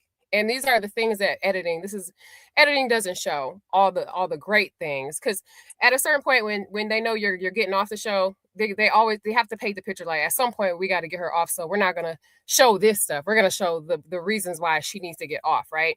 So they didn't show the great things that happened between Vince and I. And what I liked about Vince that a lot of people didn't see was that he was very protective. I was also raised without a father, right? There were several instances where Vince would step in and say, hold on, that's not what Lauren was talking about, or Lauren didn't mean that, or he would take up for me. And I would just literally feel like, oh my God, like, I don't know, I'm not used to having somebody speak up for me. So it was something that was like, wow, this is nice. And anytime I went out with him, anytime I'm somewhere, I feel very safe. If Vince is with me, I'm going to be safe. No, I'm going to be taken care of. It was just certain things that he did that I'm used to having to be the alpha female, the masculine energy. And when I was around Vince, I felt like he's got it. He's going to take care of everything. He's going to order. He's going to make sure I get across the street. Like it was just something that I just had never had before. So, and so spinning the block, it was one of them things where it's like, I never had this. And I want to keep trying in this, because in real life, you're done after the first thing. But in this process, I'm literally doing stuff I've never done before, talking to people I've never talked to before. I'm really fully just trying to and be enthralled in this process. So that was part of it. Just don't give up so easy. Just keep trying until this is over. Yeah. I understand not give up so easy, but after you come to realize that he is the one who actually did say the tall B. Mm-hmm. So I wish Vince, he's so vocal about everything else. I wish he would have came out by now and explained that. And I can give you my understanding of what happened. And I will start off by saying that I do not agree with the fact that he used the term B. I don't. However, this is the way that it was explained to me. By several people. Donna co-signed on it. Darius co-signed. Bello co-signed. Several people. So what happened, from my understanding, is the guys were having a talk together. This is when we all first met, and they're all just having a conversation. And this is no mics, no microphones, no cameras, no nothing. So they're assuming this is a private conversation. And what happened was the guys are like, well, Lauren only likes tall guys. So, Vince, you're the one. And he's like, oh, you said because the B is tall that I'm the person? What about the fact that she's beautiful? What about the fact that she's smart? And of course they take that back to the girls, and the girls start adding their own stuff, and it gets all the way to, yeah, he said that B da da da. And my thing is, we all have that uncle at the cookout, or probably friends that we talk to every day. Like, even I was on the phone the other day talking about, this motherfucker said this, and I'm like, would I ever say that to this person's face? No. But in this situation, Vince, you don't know these people, like saying that to them, and this is a competition. Of course, this was going to be blown out of proportion. However, you just should never have used the term. But can I sit here and say that's the worst thing in the world? Did he say, Lauren, you a B, F-U-B? No. But did he say that? Yes. But have I got on the phone with Ashante and even said, that motherfucker? Listen, I called a grown man a B word this morning, but you better not tell him I said it. Hey, no, Ashante, stay out of this. You get what I'm saying? I felt like this is something that, like, I'm from the Detroit. I'm actually from the hoods of Detroit. So anytime you come to one of our barbecues, you're going to hear that word about 50,000 times. Now, is he able to sit here and, like, even when we've gone out and he'll be like, that motherfucker, I'm like, Vince, I'm a lady. Like, could you talk? Okay, you're right.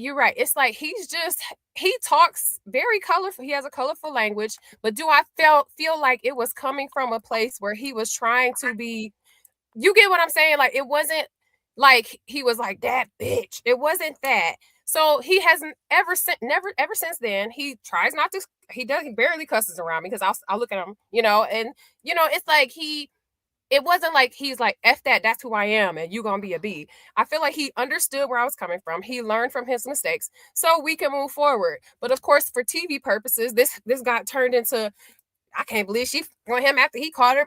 I didn't call people worse, and I'm not saying that's okay. I'm telling you, he shouldn't have said it. He shouldn't have used the word. But from my understanding, it wasn't like never give him another shot because of the way that situation played out. One last question before Seaway and Sean jump back in, because I still have to put this question to you directly. Mm-hmm. What happened between you and the ladies that turned you public enemy number one? Ooh. Can I say the same thing as Shantae says? I'm just kidding. So, gosh. So I'll let me try to put this in the right way. I don't know how to put this in the right way. Here's what I feel like. I feel like some people, a good deal of people, came into this process like as if it was a game. Like, we're gonna play this like a game. And we're going to do this, we're going to do that, and we're going to make it to the end, and blah, blah, blah. Now you got this outsider me that's like, I'm doing my thing. You know what I mean? I get it. This is your guy, and that's your guy, and that's your guy. But actually, those four are my guys. And I'm not about to be bullied into no games, or I don't care who you think is the HBIC. I don't care who the minions are. I don't know none of y'all. I'm here to figure out who I like. So I'm not going to allow anybody to sway my, make me feel some type of way or bully me into not dealing with whoever I want to deal with. So naturally I become the enemy because I'm not playing those games with y'all. This is, I thought we were all here to try to date and find love. I didn't know this was such a game for everybody. So it just turned into, it turned into just, I'm the outsider. I mean, in fact, I was never going to bring this up, but like during the actual reunion, I had my own private dressing room. Everybody else was in the dressing room together. Like it got like that. And I mean, it's disappointing that it got like that over people we've known for 6 weeks. I think that when you're an independent thinker, when you're an independent person and you can't be bullied, it just turns you into an enemy. I'm not bad looking. The guys did like me. My name came up as people's tops several times. Little black book. Like, I think when you're confident and when you don't bow to different people, it really rubs people the wrong way to the point where they gotta make up stuff. Let's all say this, let's say that. There was never a real reason for somebody to not like me. You know what I mean? I think their issues were always with their guys, but they would kind of project them onto me as if I was the issue. And it was so bad that guys would call me and say, such and such said you didn't like my flowers. I'm like, I never said that. Or such and such said you didn't like any of us. I'm like, damn, I never said. It was like I had to keep like working overtime just to have, you know what I mean, just to have a decent time with these people. And at the time where I almost got eliminated, there was a rumor going around that, like, I don't know who started it, but they had to pull me to the side. Like, somebody said that you weren't going to pick any of us and blah, blah, blah. I'm like, damn. So I literally almost went home that time. So people was working overtime to get me out of the mix. So I don't have a real issue like with any of these people besides the fact that this, like, which I'm going to address this weekend on my show, some of the lies, the falsehoods that have been told. That's all I'm going to do is speak up for myself. And, I'm not going to allow bullying to happen. Not as 40-year-old adults. I can't. So, yeah. Thank you. I'm good for right now. See, right? Hey, everyone. Well, look, I was watching the show when you guys were asking all the questions. So we just started, so feel free. Oh, I didn't miss much. Okay. Well, that was a crazy reunion. My jaw was on the floor. I was trying to speed up. Lauren, there was something you were talking about it with Ed on your show, which I watch. It's really good. Thank you. But you and Ed are really y'all are a good duo. He was absolutely ridiculous with that rag comment though. That kind of that was so terrible, so inappropriate. Lord have mercy. Yeah. Do you feel to the point? Okay, so I see what you're saying with the bullying. It seemed like people, especially Shannon, which I can't figure out why. Maybe you could shed light on that. Have like this unnatural like allegiance with Dominique. It does seem like there's a couple of the women on the cast that feel the need to kind of kiss her butt.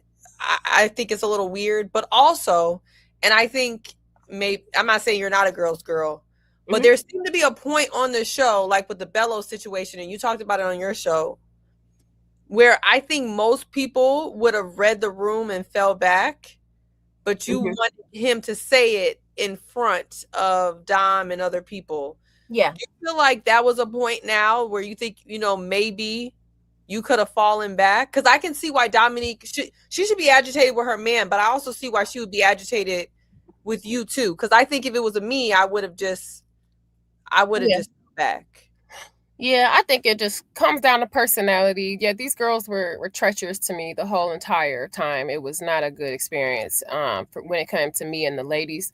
At the point where I was done with Bello after the house when so there was a conversation that we had, and the way they chopped it up, they didn't show me saying, "Hey, I heard your bags were in Dominique's room," and he said, "What? I didn't know that. I'm getting those out. I'm not staying in her room."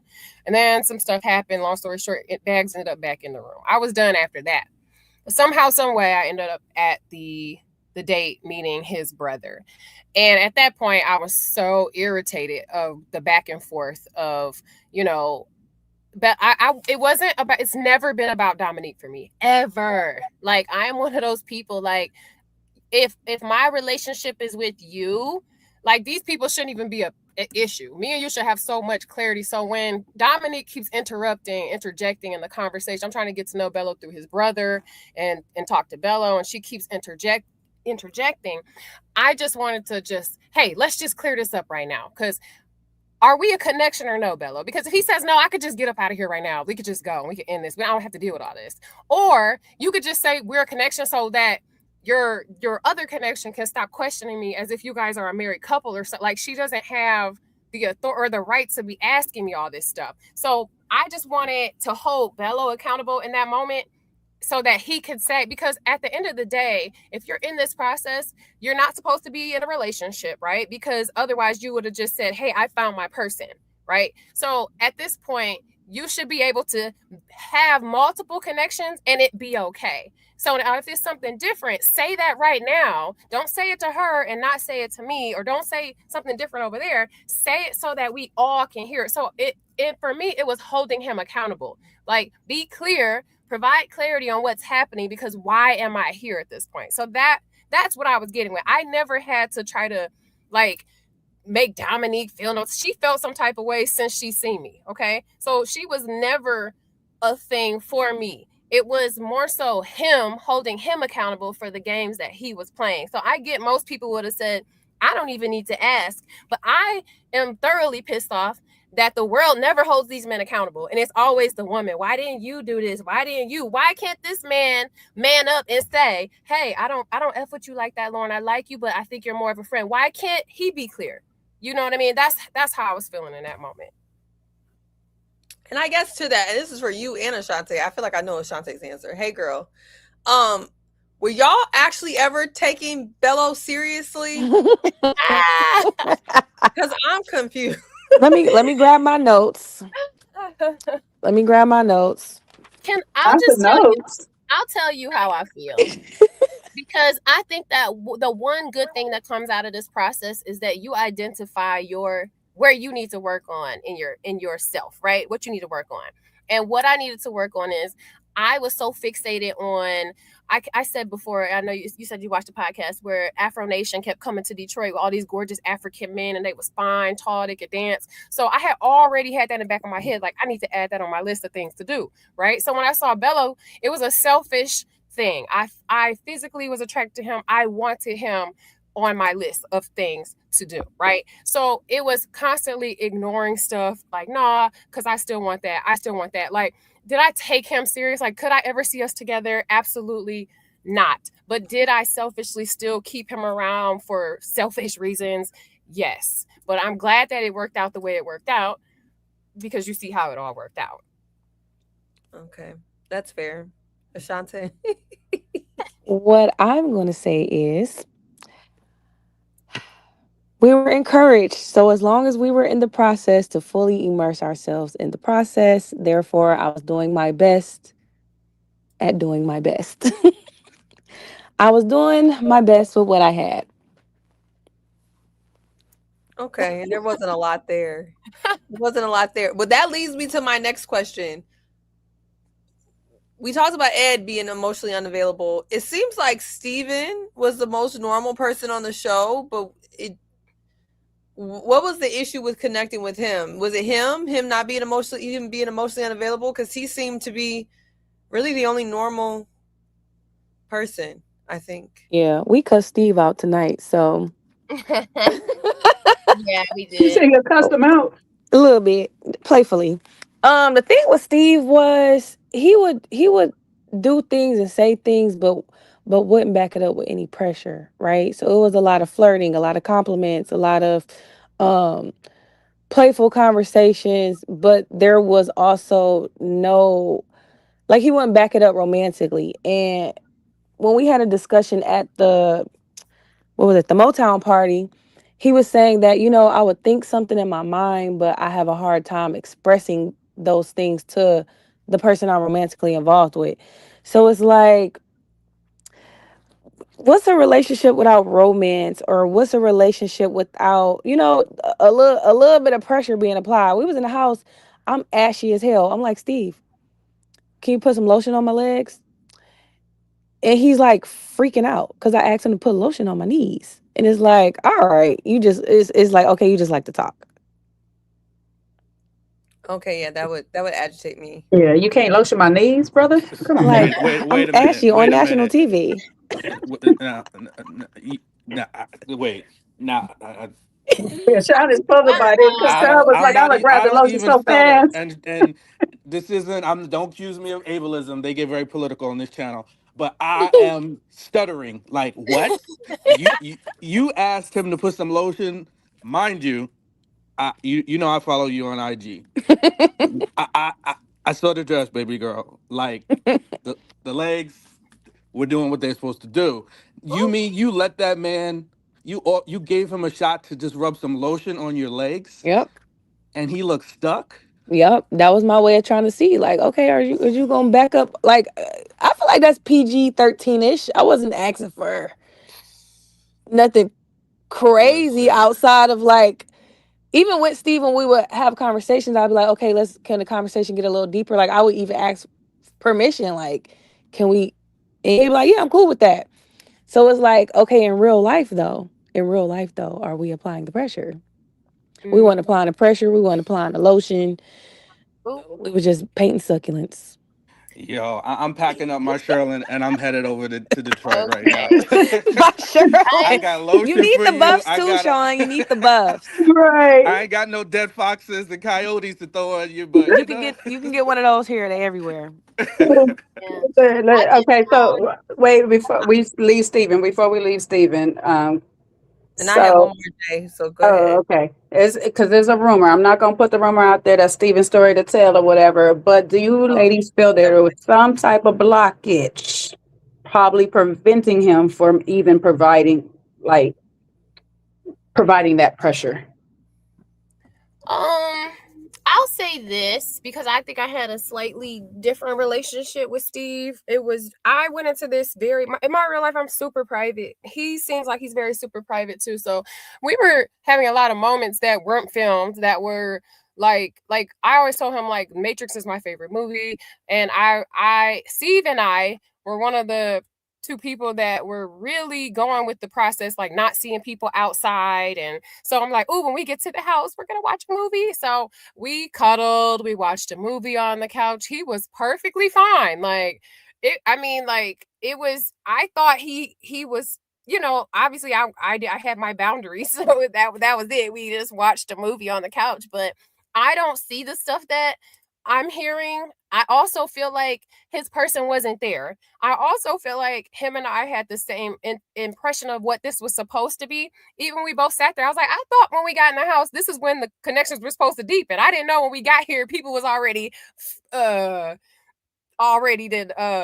keep it cute. I didn't know people had already decided who they liked more than others, So we thank you. So I think that he was more taken aback. I also feel like he liked somebody and found out that they were too deep in a situation. So I feel like he's not one of those people that's going to let me force a connection so I can make it to the end. I think he was genuinely like, ooh, I like these people. And now that I'm seeing what's happening, I'm straight on all these people, which I can respect because people have admitted to me, I've done too much too soon. And guess what? Nobody wants to touch you now. Trying to keep it cute. Thanks, Ashante. Well, speaking of too much too soon, the last question I have is for Nicole, especially for Lauren, and Ed. How did people really receive Nicole's level of delusion, her situation with Ed, and this situation with Ashante, the situation with Vince and Donna, because I feel like she actually did what they accuse you of doing, Lauren, and it seems like I don't know. Like, I'm just trying to understand that and what people kind of feel, since I don't think they're going to touch on that, you know, after that whole situation with you know, Donna and Vince. And why is Vince with Nicole? I have so many questions. I'm sorry, it's a compound question, so here's the deal. It's so funny that I did not. First and foremost, let me be very clear. Vince left the experience single and ready to mingle. He was not in a committed relationship, and he was also not exclusively dating Donna, and she was fully aware of that. Okay, let's just start there. Number two, I didn't know that happened with Nicole till literally that day, that time. Vince is walking out, I had just walked out of the confessional with him. And so right when I said, that's why I was looking like, are you serious? He literally just was in there apologizing to me, which obviously they didn't show. And then Nicole is literally saying, me and Vince did whatever. I was shocked. And the reason I was shocked is because I thought Vince was very transparent with me as well. I didn't ask him specifics about who are you talking to? Just, you're dating people, I'm dating people. And I'm not sleeping with you, kissing you, doing anything physical until after this show comes out. Thank God. Thank God, right? And so I talked to Nicole that day after the reunion was filmed, and she's like, girl, Vince literally told me, like, I am single. So I don't have to answer to anybody, because I was shocked. I'm like, why are you sitting here getting questioned by these people as if you talking to some married man? That's why I was sitting there. I didn't see, the girls didn't tell me that they all left so they could have a private conversation. Obviously, I was an outcast. So I just walked in on them and sat down and kicked my feet up on the couch. Like, what the hell's going on in here? And I'm seeing them talking, answering. I wouldn't even been answering questions to Donna. Like, girl, I'm talking to him just like you talking to him. But I don't know what Vince was thinking, but I hate that Nicole got herself into that situation. And I don't even know if this is the question, but I just know she was under the impression that the same as me, Vince was single, and he doesn't have to answer to anybody about what he's deciding to do. And he wasn't sneaking around doing it. I get it. You wanted to know if it was Nicole or Lauren, but you knew that this wasn't that. He said, I choose you in this process. Let's see where it goes. Okay, so I know you wasn't here for the beginning when me and Kojo was talking, and I came in and I told, because I had got on you, Lauren. You know I love you, because you know we light skin, tall, and you know you my twin, twin in them. But what prompted you to go to Donna's shop and tell her that you and Vince been kicking it? You want to know what's so funny? So there were only two girls that I actually liked on this season that I liked, and that was Donna and Ashante. Me and Donna, we shared bedrooms at the getaway, and we were cool. We actually kept it light, but we would mention our connections. Our top two connections were Steve and Vince, both of us. That's what we shared in common. But we kept it cute, kept it classy. We were not friends, right? So after, and this is why I would never look at Donna the same. So here, catch this tea, everybody.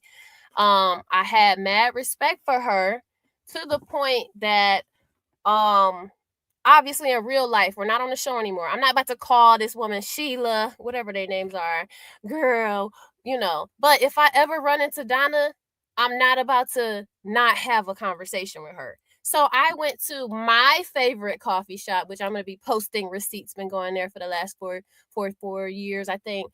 8 a.m. in the morning. And it's so funny because Vince knew I was going there. And I knew he sounded weird. He's like, okay, have a good day. Hung up.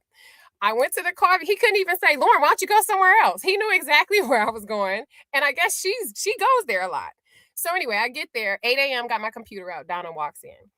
And she goes, hey, girl. I'm like, oh, hey, girl. Oh, she's a little too happy to see me. She must not know that I'm dating Vince. So I say, hey, I think we need to have a conversation. She like, okay, let's catch up. I'm like, and this is one of those coffee shops that has a bar. So I'm like, why don't we go grab an espresso martini shot? Oh, it's one of them. I'm like, it's one of them conversations. Because I'm not about to be fake and see you at this coffee shop and not tell you what's going on. So she sits down. I'm not going to tell the whole story because I'm going to get into it on my show. But long story short, I let her know, hey, you know I'm dating Vince, right? she basically like, dang, that's why he been acting weird lately. That's why he ain't been around. He ain't answered last night. Yep, he was hanging out with me last, so when she get on this show and say she ran down the list of people she been dating from the show, it's some bullshit. I dated one person. She did so much. The whole low self-esteem, telling me all the things she done did for him and the stuff she do, and talking about how many dates you been on. I only been on 3, baby. Multiply that, okay? Like, have you kissed? No, I'm not doing none of the stuff you're doing. So to sit up there on national TV and claim that I have low self-esteem and all this stuff, that really bothered me because I really spared her. I didn't tell any of the things that she said out her mouth to me.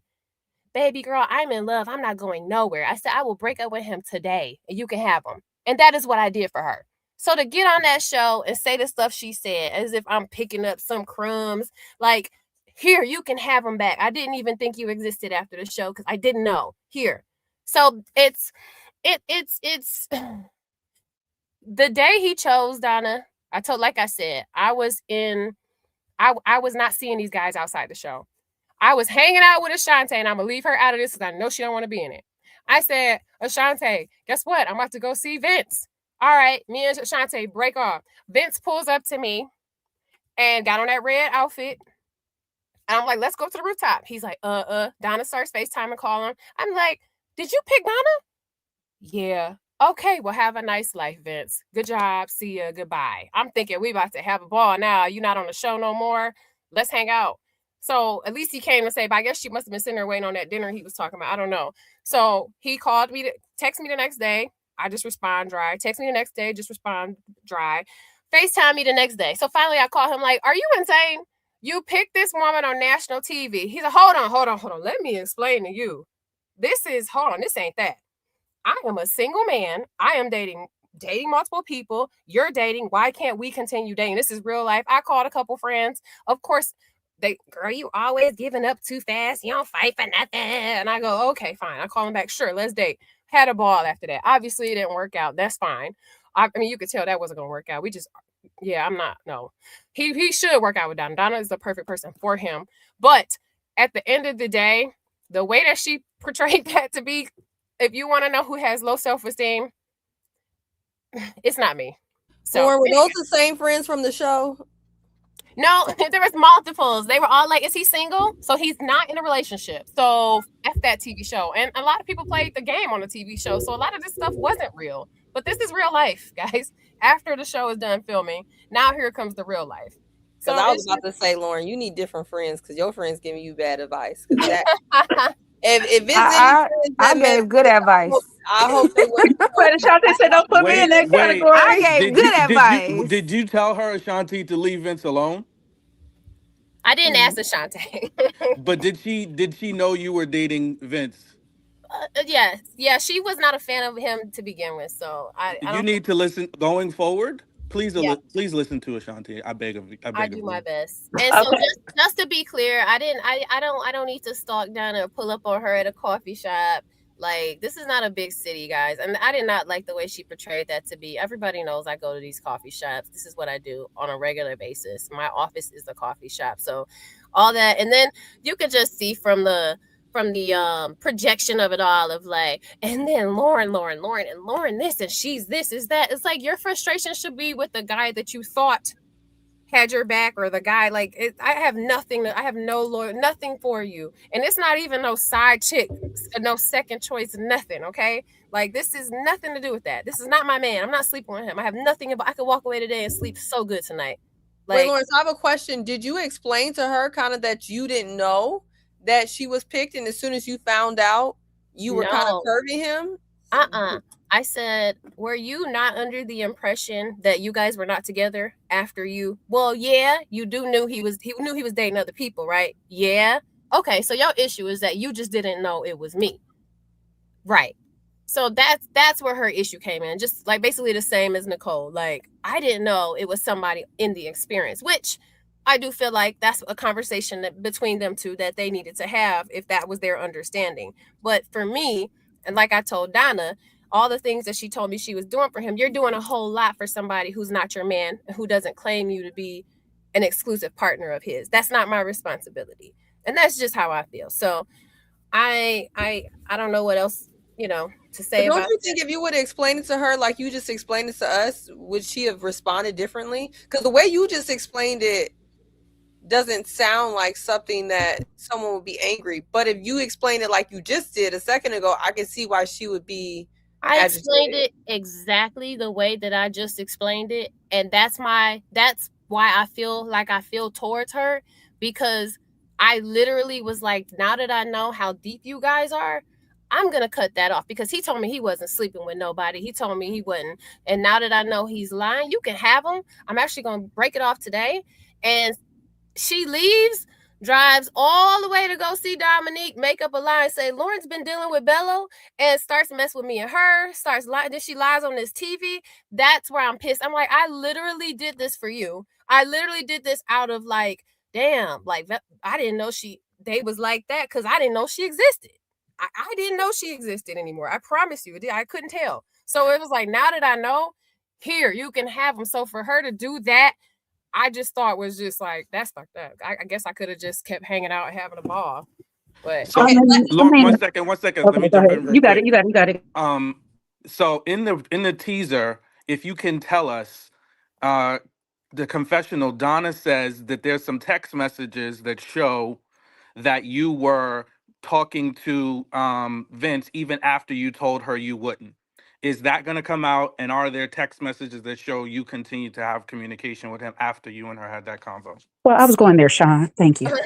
So, okay, so the timeline, it's been such a long time. I'll tell you what, I was just at the spa with Vince a couple weeks ago. Well, maybe a month ago. We've gone out to dinner. We've hung out as friends since then. Vince has had a whole nother woman since this Donna situation. He's been in a relationship. So we have been friends since then. Like I said, when you haven't slept with somebody, it's not hard to then flip it as in general, he's a cool dude. You know what I mean? Like, I didn't have beef with him up until now. But what I'm saying is, if there's messages of me talk, I couldn't tell you. You wouldn't see anything like, hey, can me and you hang out, or can me and you this? You wouldn't see anything like that. I don't know what receipts. I don't even know what he could have showed her to even make this make sense. I really don't know. But I will tell you this. I am the type of person, and this is during the time we were actually dating. I don't know about this after I stopped dating him situation. I think maybe we went to the gym a couple times. I'm not sure. We did work out together a few times. But I will say that I am the type of person that, and this is just me in general, I do call first. I do, and no, I didn't call him to try to date him, but after we were dating, I do call like, hey, I want to go here. And he goes, yes. Hey, I want to do this. Okay, yes. I am like that. I do like to have a little like control. So I am used to calling, but the person has to pick up and say yes. You get what I'm saying? The person has to, I mean, if in with her logic, it would have to say, Lauren, do not call me. No, I cannot talk to you. I will not. It's a reach to even try to. You called him. I don't have a gun. I can't pick this big grown man up and tell him to meet me somewhere. You know what I'm saying? I'm not paying him $1 million to come do nothing. So it's like, during that time frame, I doubt that that's the case, but I couldn't tell you, but I haven't dated him since then. I have not dated Vince romantically since the time I told her you can have him. If that makes sense. Two questions for you. Sure. First one is, what was it that had you continue to give Vince so many chances? That I understand how you explained it, I get it, but it still was a slick comment, still was disrespectful. Gave him a chance there. You found out he was dating Donna, kind of like being not forthright with you, although it wasn't, you guys hadn't like crossed the intimate boundary. What was it that you just kept giving him chances? Was there you felt like a real connection with him? Was there friendship? Like what was it there? More friendship. I don't think again, after that conversation with Donna at the coffee shop, it has never been romantic ever. So I don't and I think I see the comments where people say people want to be able to say that they won and stuff. I don't know what type of psychotic people these people deal with in these comments. Like, I don't know what you actually win. Like, again, these people, in this show, I would have never in my life imagined ever being around or talking to, or, you get, like I said, if I saw Vince at a Whole Foods, I would be like, excuse me, could you pass me the ketchup? I would never be like, oh, and by the way, I wouldn't try to talk to these people. I don't think you win anything. So I get like, so people, I like when I keep saying projection, it's just so insane the way that people think. Like, I don't feel like I won a thing. Making it to the end of the show, you don't win a thing. Like, I don't deal with a lot of people. So after getting to know Vince, okay, we're not good romantically. I don't remember how we started being cool again, but like we did have some good friendship moments. I'm not gonna say he's a friend of mine, because like we literally, as of my birthday party this last Sunday, I think we just fell out 2 to 3 days ago. So it's like it was not romantic since then. We're just not friends and we're not cool anymore. Yeah, like Vince has been around. Like, yeah. Lauren. Sorry, Sean. Sorry, Sean. Continue. This last one is my famous question. I'm gonna take you off the hot seat a little bit. Just kind of looking out how some things you and I like you too, Lauren. I do. And the people that I like, I hold them in high regard. So, I just want to know, like, just looking back, and your explanations, I get them. What would you say? Okay, if I could just rewrite this all, looking back how it played out, I wouldn't do that. I probably would have took a look around the first mixer and then walked right on back out. Like, I think I made a mistake. I'm screaming. Just scrap the whole thing. Okay. Yeah, just cut this all out. Because I forced myself to really, truly, like I always describe it as like, Shallow Hal, the movie. It's like, I'm trying to really dig deep and get to know people for who they are, not, how tall, or the tall was a good thing, but like how much they got or what they do. I'm really trying to get to know you as a person, except that Bello situation, again, was physical attraction. But I just, I would have probably just left because it wasn't my thing. These aren't the type of guys I usually date. Let alone fight over. That's the way that stuff is insane. I need you guys to quit. Yeah, I got you. I just think when we were talking about holding men accountable, you were talking about you wanted to ask Bello the questions because we got to hold men accountable. And maybe this is just me because people say my boundaries. I got boundaries of steel. I don't think we can hold men accountable when we give them our friendship. To me, Vince should have been cut off like all the way. Like, we can't be friends with people like Vince. The way he talks, the way he communicates, him and his sassy sidekick brother. You're right. I'm so sorry. And I'm just saying, I feel like boundaries, like to hold men accountable, people like Vince, Bello and his scamming, and all of this other stuff, and then Mr. Fur Fox, they shouldn't have friendships. Because what's wrong with Darius? Anybody walking around... that's just discernment for me. If you're walking around with a fox that's not a fox or could be a fox or a Pomeranian, you can't be nowhere around me because I don't trust you. Why are you doing that? Well, I understand you about Bello and Vince. But obviously my interaction, my experience with Darius has been completely different than what I have seen the world to depict him of. But I 100% agree with you about the boundaries that I should have had with Vince and the boundaries that I should have had with Bello 1000%. And I feel like hindsight is 2020.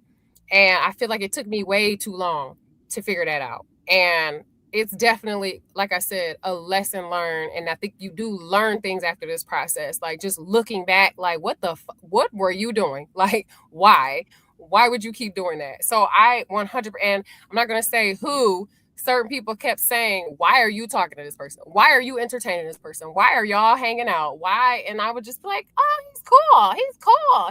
And so just hearing you say that, it's super confirmation that this should have happened a long time ago. I just hear a lot of the women on the show say, oh, that wasn't my experience. And so we give passes. But I think for me, I learned from other women's pain. And so you won't have the opportunity to do that to me. Like, for example, with Darius, not saying you had the benefit of this, right? Because this was after the show. But if I would have saw that white lady give her story about whatever happened with Darius in a marriage and maybe this or that, That's pretty much all I need. Like, I'm not finna circle around and figure out for myself. You know, there's some people, you have different quirks, you know, like maybe Steven or Cardi, there were different quirks and things like that. But once you have too many red flags to me with another woman, I don't care what your relationship is with me. Like, you're done. You're cooked. Because that's how these men actually get away with things. They'll be nice to one woman and trash to another. And then the other woman would be like, well, that wasn't my experience, until it's your experience.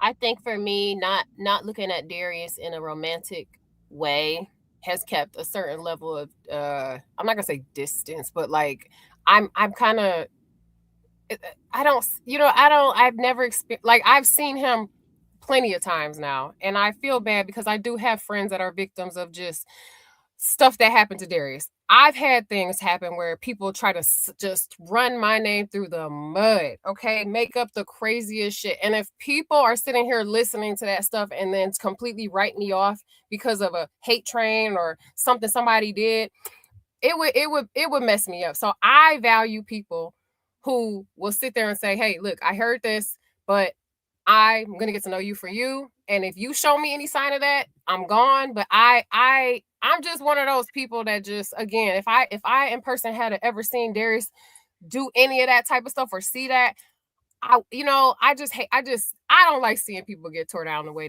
that certain people on this cast has just been dragged through the mud. I don't like it. Well, you know, listen, I mean, I was flabbergasted. I was clutching my Shannon pearls around my neck at that point. Don't do Shannon, because you know she don't like you. Can I just speak on that real quick? Because that's crazy. What, the pearls? Wow. Feel free. Okay, because here I'm so shocked. I didn't know we had beef. Like, literally, I didn't know. Oh, you and Shannon, you have beef? Well, apparently. I'm a vegetarian. I mean, she got beef, but I guess I'm on the plate.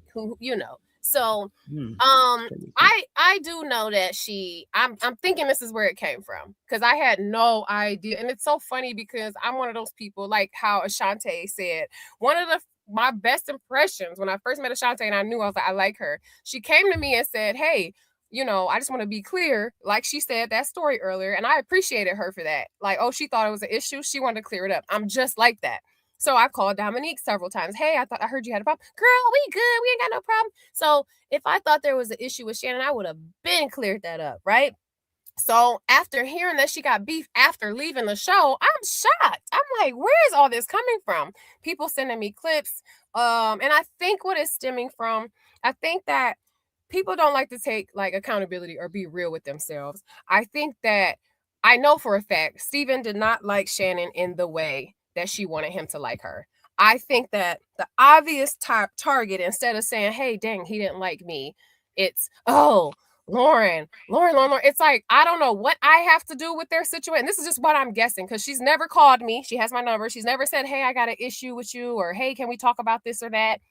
It's just the weirdest thing. I know I've made like small, lightweight conversations with her, just seeing her from here to here, but stop talking about I'm asking her for advice on how to get a man to like. We're not even what would work for her would not work for me. You get what I'm saying? So if I said something like that, it was probably some lightweight small talk, sitting down there waiting on whenever they're gonna call us out to whatever. Somehow I'm calling her, asking if Steven answer. I'm talking to Steven 2-3 hours every single night and before he goes to work in the morning. So the thing is like, I've never looked at Shannon as competition. I've never looked at Shannon as, I barely even remember Shannon on the show. So for her to come on here and just be Lauren and call me a colorist, like, it's one thing to just make up weird stuff, but defamatory statements, I'm a business owner. Okay. I come from a family of 99% darker hue. I'm like one of the light-skinned people in my whole entire family. Like, you cannot go around saying things like that. I have clients. My children get fed through the business I do.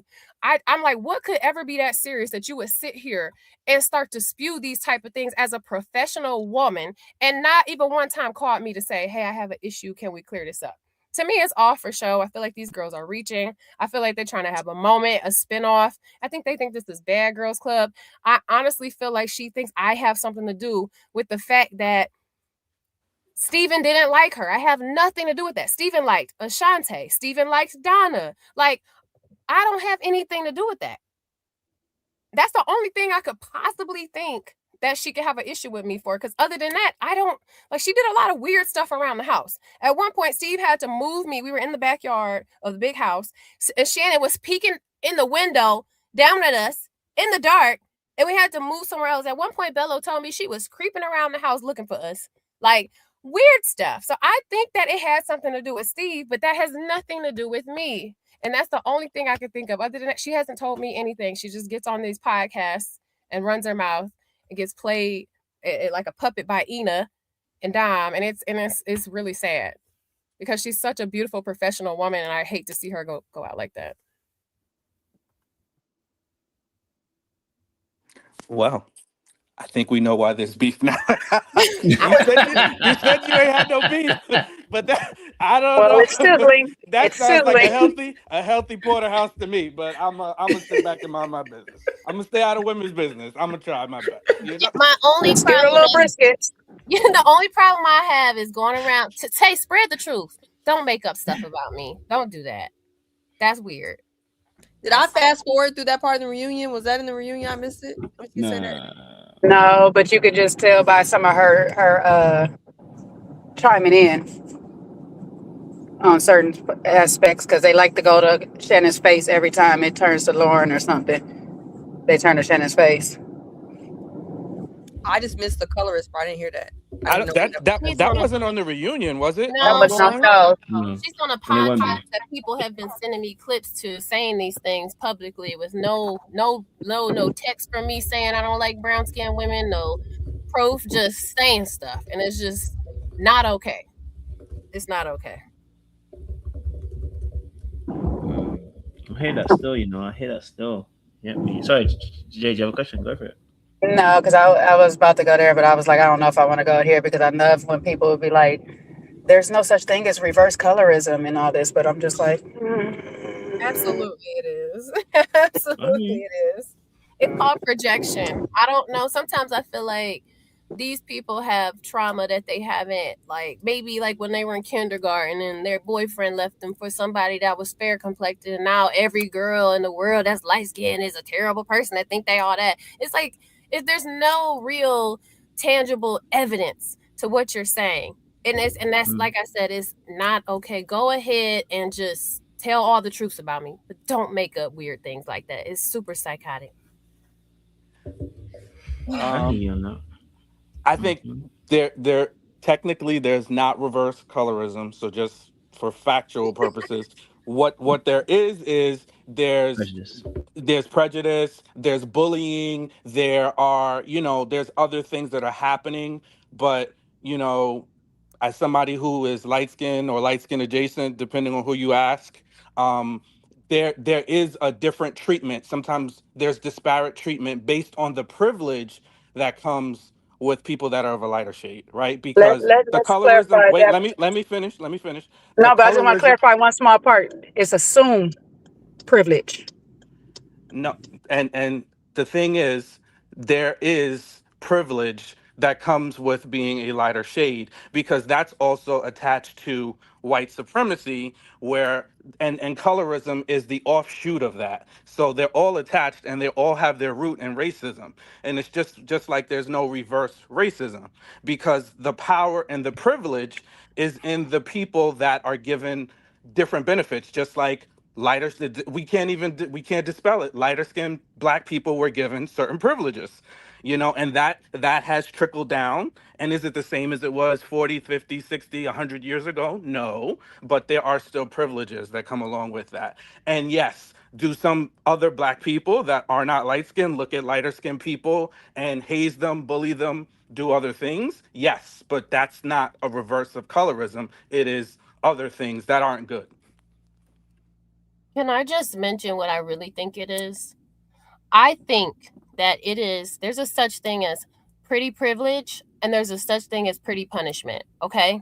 And I'm sure another round, I think that you understand exactly what I'm saying. People think you get it so good. Oh, she's pretty, so guys just like her. Oh, she's pretty, so she gets in to do this and do that. Oh, I can't stand her. She thinks she all that. It's like, no, you think I'm all that. You don't know. I have struggles over here. I got stuff going on over here too. This ain't, you know what I mean? And to me, it comes down to like skin tones. You could be a gorgeous dark skinned woman. You could be an interesting looking dark skinned woman. You could be a gorgeous light skinned woman. Like you could be an interesting looking light skinned woman.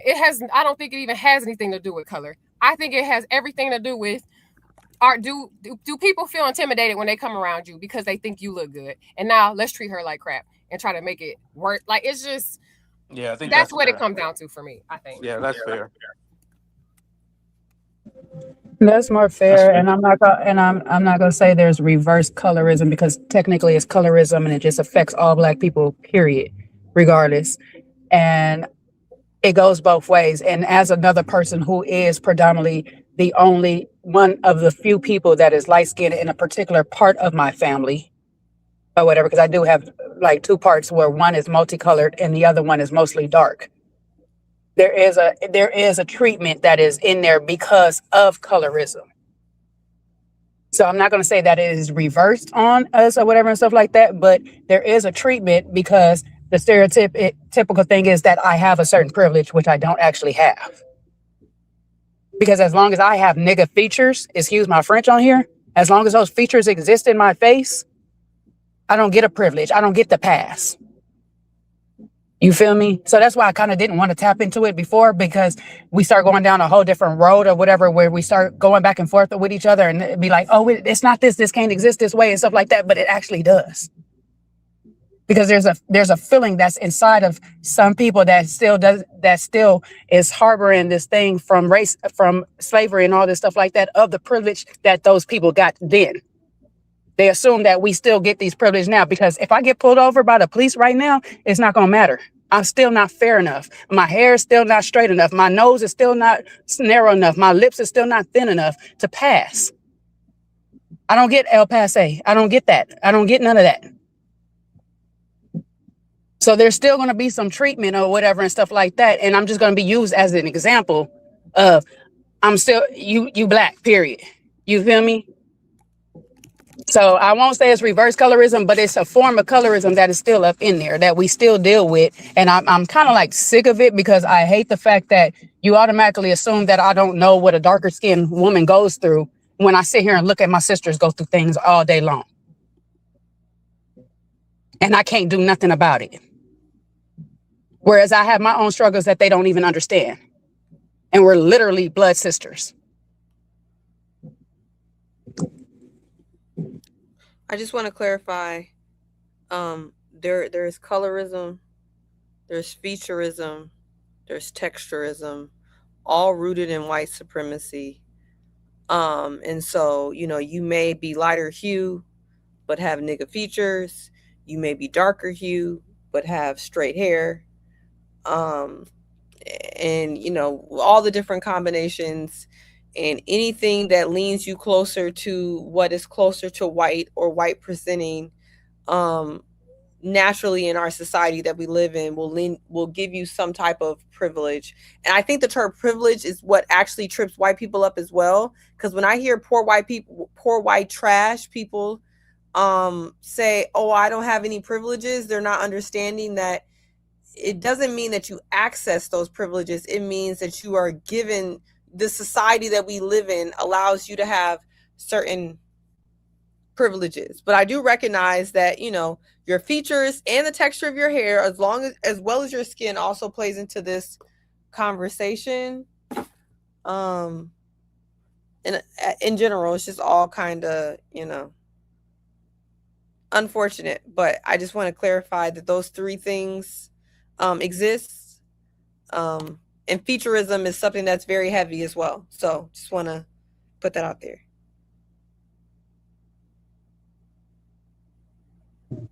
No. See, wait, me, you, and a few other people when the time when we had this whole issue going on with the the DC season, and we had Seaway join me on the panel with Camille and a few other ladies from that season, and we all had this discussion and how it breaks down and stuff like that. So that's why I was like, I don't want to bring it up, but it's still rooted in some of that or whatever and stuff. That's why I said earlier today that it's not all that, because of course Lauren and Donna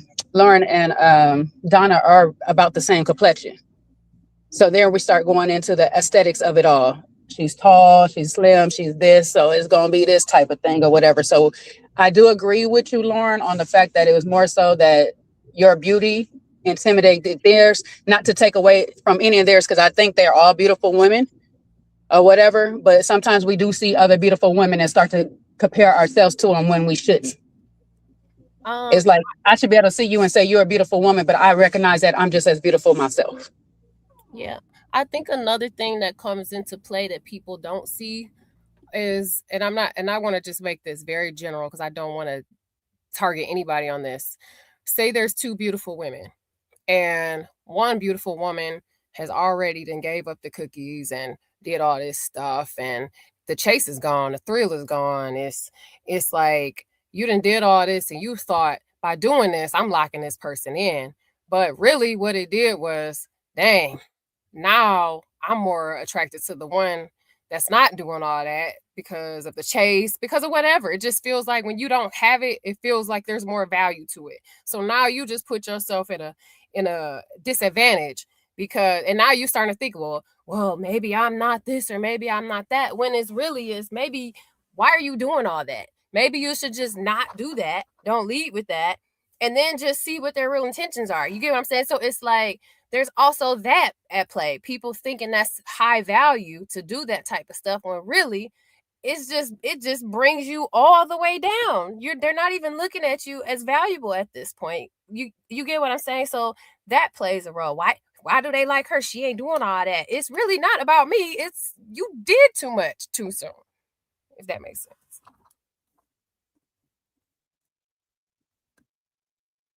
Listen, I get it. I totally understand where you're coming from. You know, you guys were having a really good conversation. I didn't want to interrupt, but I'm still stuck on the fact that Lauren was having friendship with old boy Vince. My brain hasn't left there. When I heard that we're still friends, we're doing coffee dates, I said, "This Negro."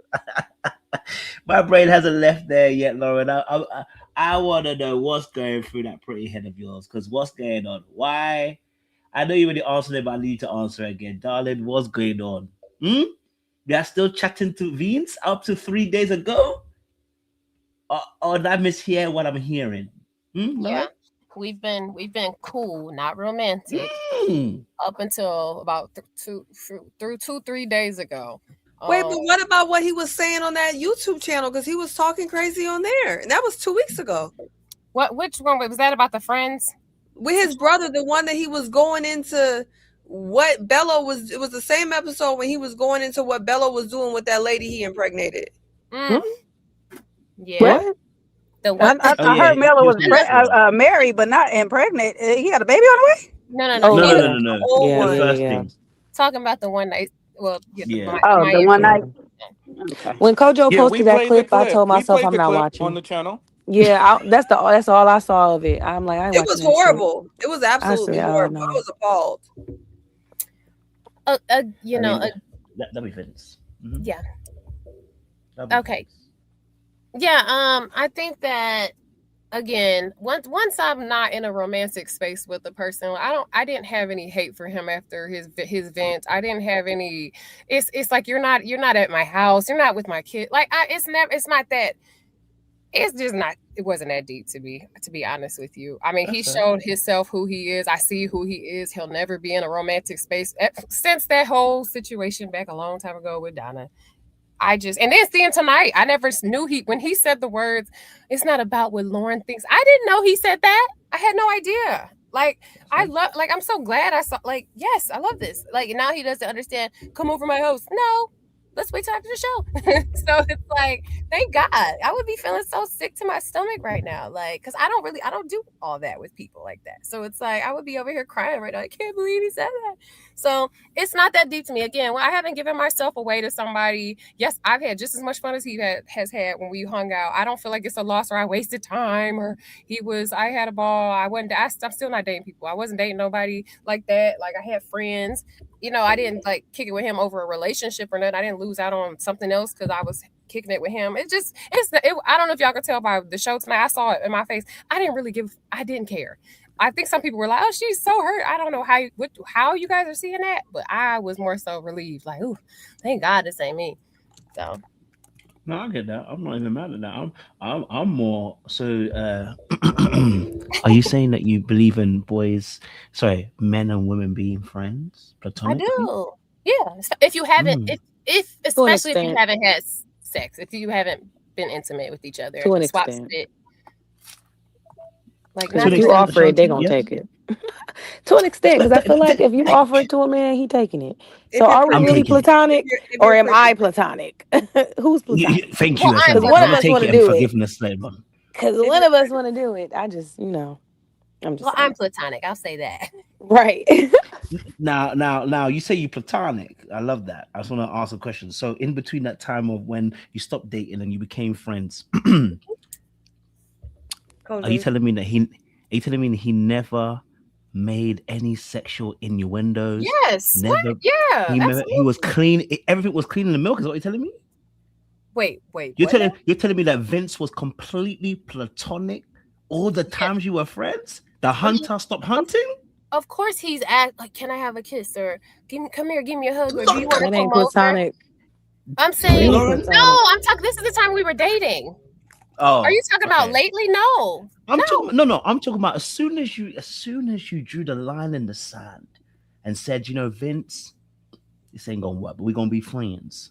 Since that time, are you telling me that there's not even been one moment where he's not flirted at least? Yes, he has. He has flirted for sure. But that's why I said, I like how Ashante said. I should have said on my end, it's platonic. Any guy that's a friend of mine, if I decided, hey, guess what? I think you're the one. They would go for it. But I'm saying it's been platonic because I'm not allowing things to go beyond that. So you being a foodie date, like no, not foodie date. I don't even know. First of all, I don't even know why Kojo and Sean is acting like there's no platonic relationship when we clearly got one. So I don't even know why. But there's a I don't see you physically. There's a difference, Jay. I don't see you physically. Piece of cape on. Don't do it. Was friends. You know what I'm gonna do. We were always friends.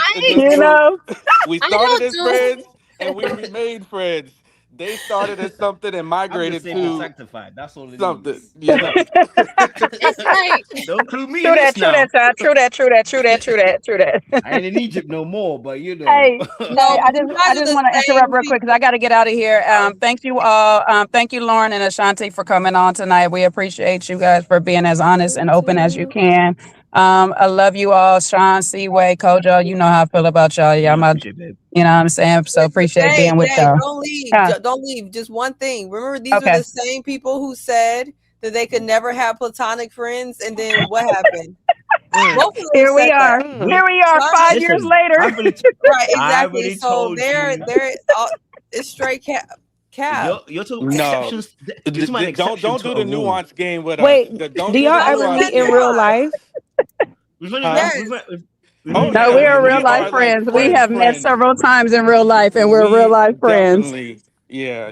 We're you can't do the way you stay. That's the problem. But what? No, Coach trying to be slick because he said he across the pond. He don't have to worry about it.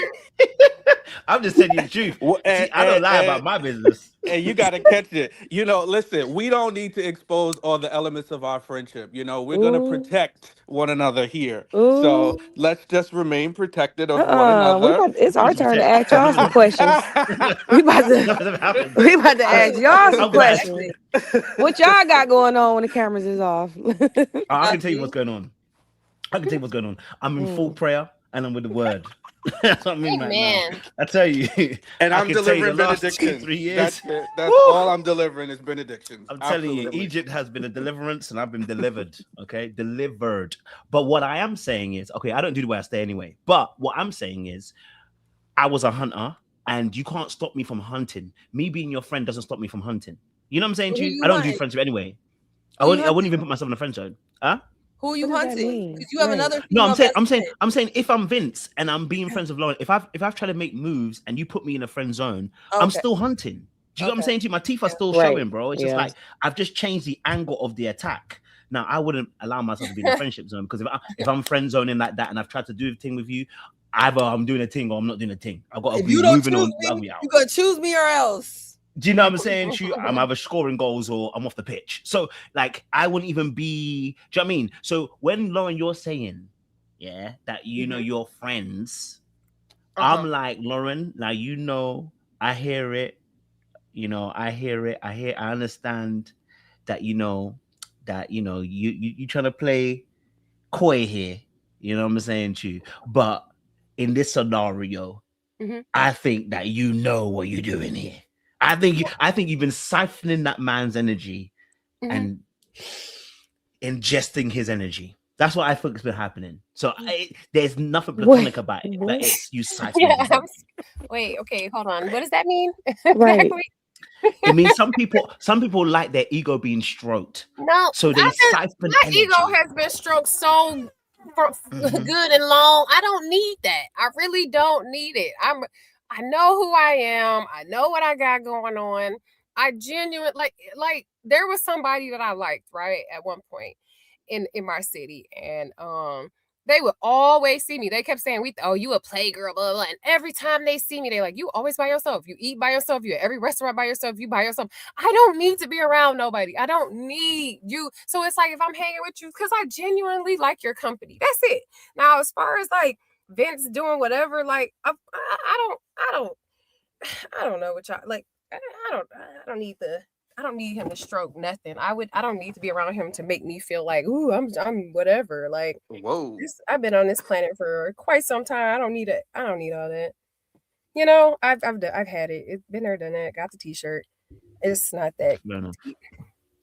You know, there you go. You misunderstood her. Keep that body count low. But I will. God. I will say, like, you know, it's gonna once I put you in the friend zone, it's no coming out, like, because you're there for a reason. And it's just, what happened? You said that once you put someone in the friend zone, they can't come out. No, they can't. No. No, you can't. Kojo said he gonna take you up on that challenge. No, I'm saying, like, if we were dating and then you move into the friend zone, it's for a reason. You can't come out. The friend zone doesn't exist. That's my point.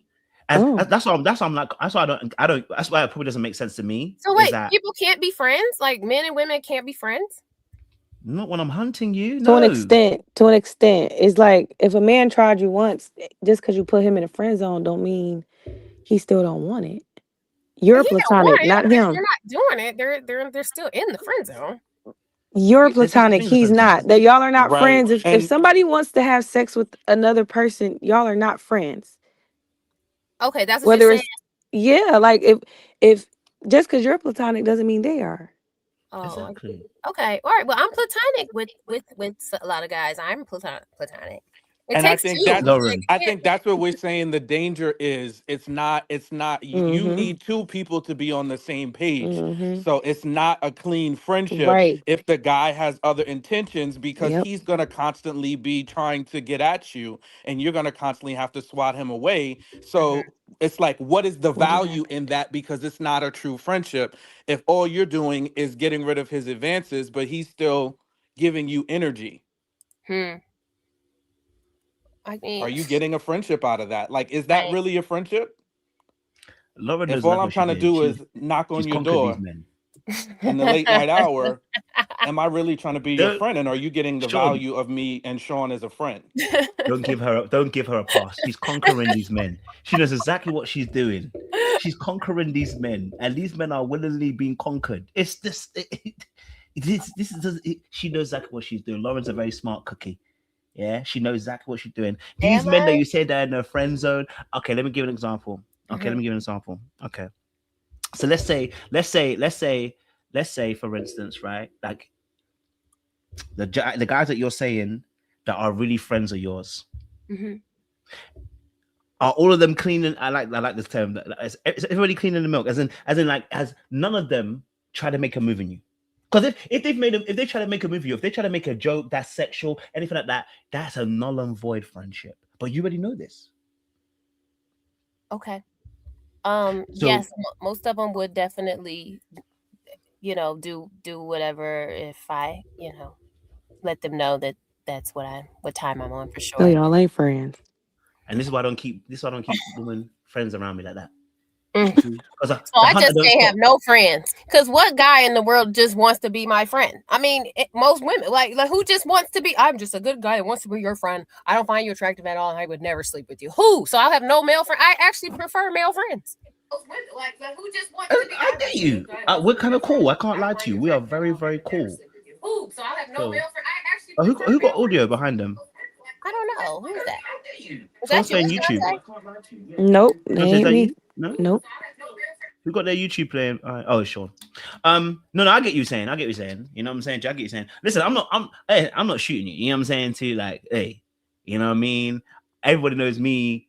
I spent some time in Egypt. So when I was doing my messing around, I was even messing around. You know what I'm saying? To you, I just know the game well enough to know that me and you don't really know. Okay, all right. Saying, we know the girls are getting worse than the guys. So, like, that's fair. I'm just not gonna have no males around me. Then, like, it's just yes. Pretty much. No more males. You're siphoning their energy, and I need you to stop it. It's not good for your health. Okay. You're siphoning. You've built what? Listen, let me tell you the honest truth. No more doing it for the plot. Around you. There's so many men worshiping you. It's like it's an emotional thing, right? Because when for instance, just as somebody who's come from I like to call it from an attachment style, an insecure place, right? I know about flirting. I know about how to seduce. I know about all these things. I just like look how Nicole got used. It's the same way that you've got these men locked up too. Okay. All right. Yeah, know at any given time that they can move at the hatchet, at your command. It makes us feel good. Let's be honest. Yeah, I like it too. I understand it. I have to be delivered. But I like it too. I like to know that I got you. You know what I'm saying to you? I like to know that I've got you. I've got a little power over you. Do you get what I'm saying to you? So I understand it, but I'm saying to you that as you're siphoning their energy, they're also blocking you. Because what I mean by this is like it takes something from you, because you have to constantly be in a space where you're actually on guard. You know what I'm saying to you? You're always on guard because you know that the people there are not platonic. Yeah, so it takes something from you to always be in that position. You have to always be just like 1 or 2 steps ahead. You know what I'm saying to you? You know that you can't. That. Like I said, this is old. Like I've mastered. This is not like new and exciting. It's like you have to balance. Every guy I meet. Can you imagine business? Going into business, I already see the people. As soon as their eyes are like, it's like, oh, here we go. It's like, oh, can we do lunch for the meeting? Can we just do a Zoom? Oh, well, could we do? It's like you always are in a constant state of having to make sure, like you said, you're 2 steps ahead, and that you know how to handle the energy that's about to come and still get what you need and still keep them okay, so that you don't kill the deal.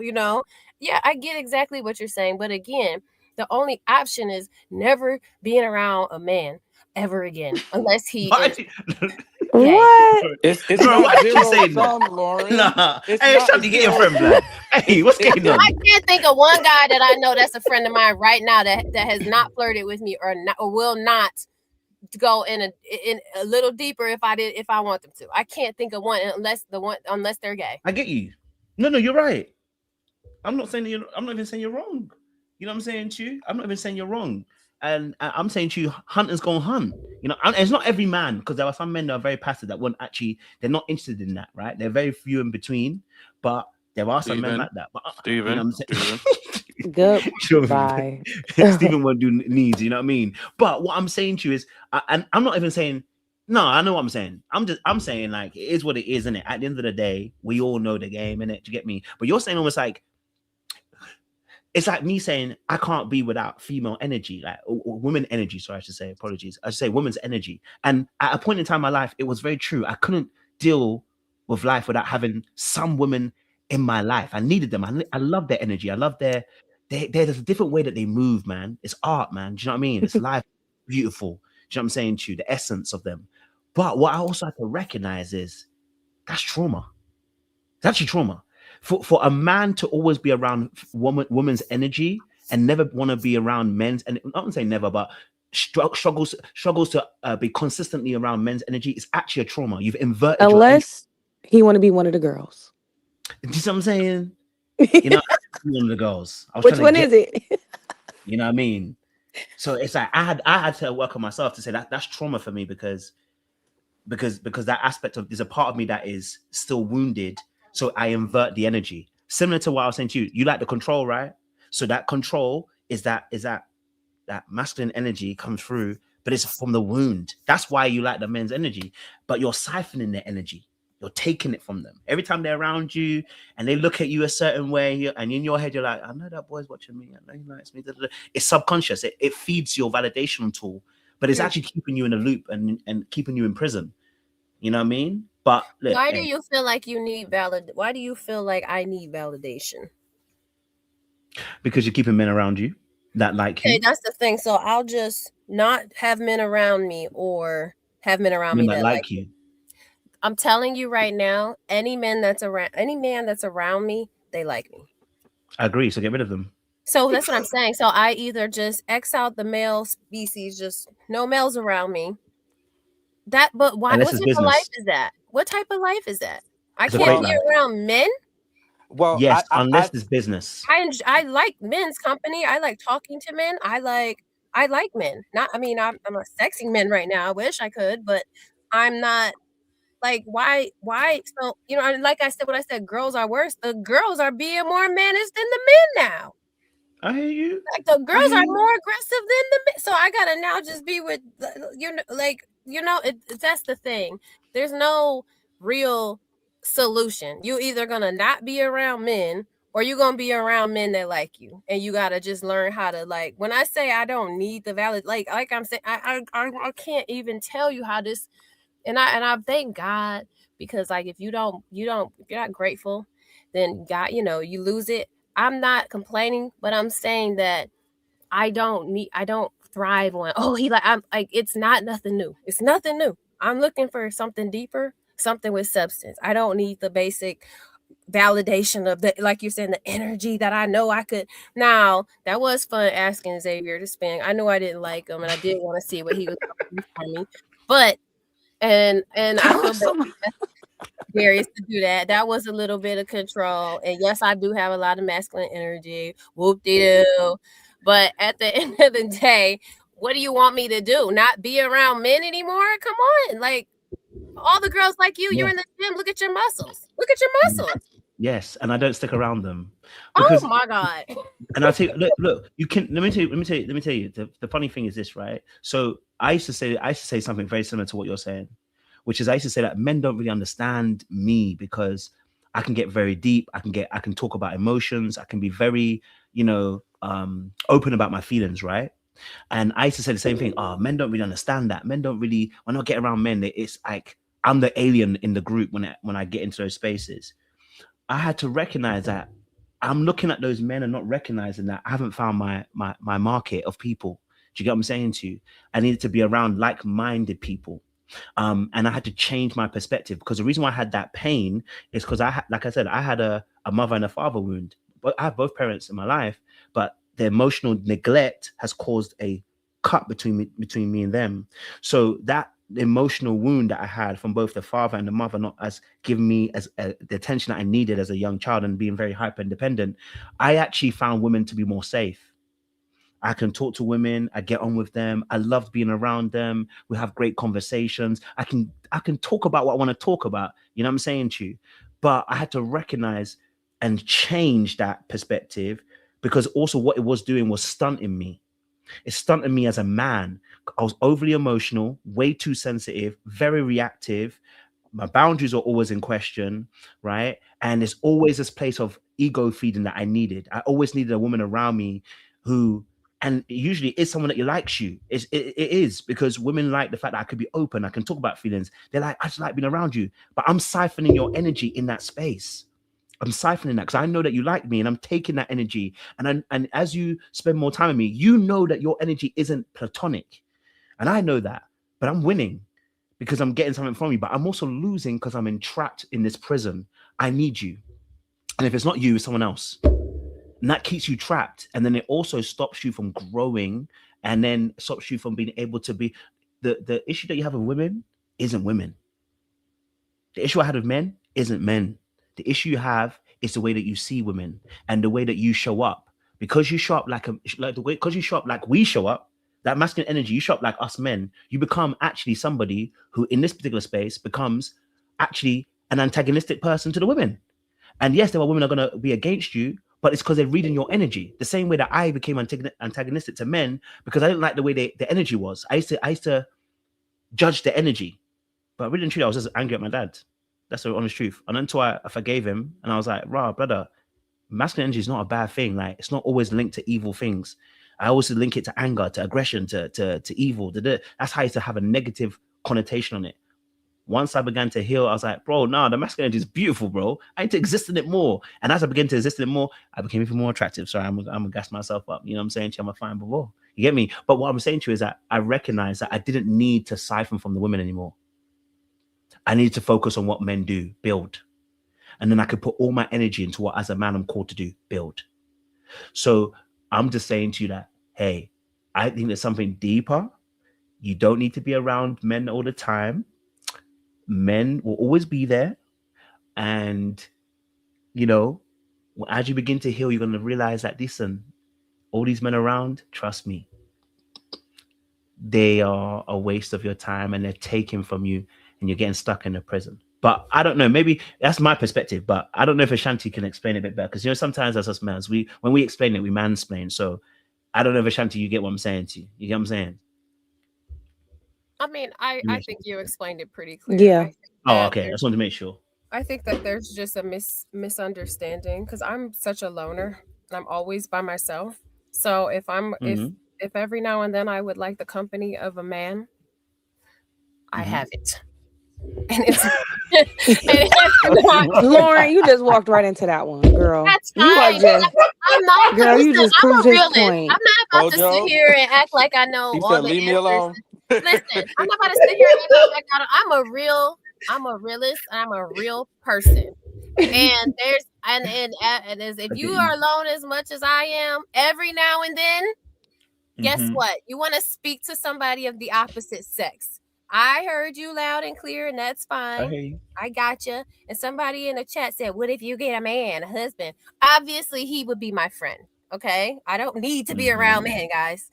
So I love how you break stuff down. Ashanti and I were talking about your channel was one of our favorite channels. I actually got I have a membership. I actually paid for a membership because I'm like, this is good conversation.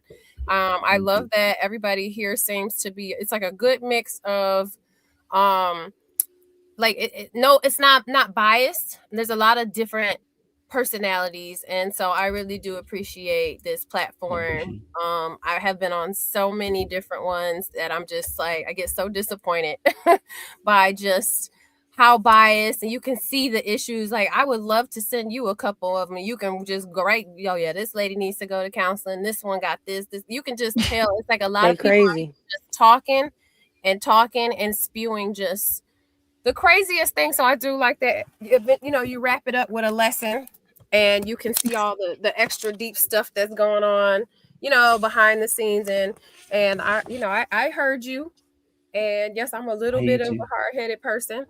But that's me too. So, Ashante, did you see the one where you keep everybody on the same level, and everybody is? Did you see that one? Do you know what I'm talking about? I don't know. These be kind of long, so sometimes I if I don't catch it live, I kind of skip. Oh yeah. Skim through it. Yeah, we I have won't some do it. long sessions for sure. So listen, Lauren, No, we're gonna it get wasn't ours. It wasn't our session. It wasn't our session, Sean. You weren't even listening because you should know what Oh I'm. wait, it wasn't y'all live? No, it was the one. It was the one where a person broke it down of what was wrong with you. Oh And, no, I only watch y'all's. But y'all, well, let's okay, break it down because I want to know. Because I need to I know. I was need to. dying. I was like, wait, did we talk about it? I And she want to did fix a it by whole yesterday. breakdown.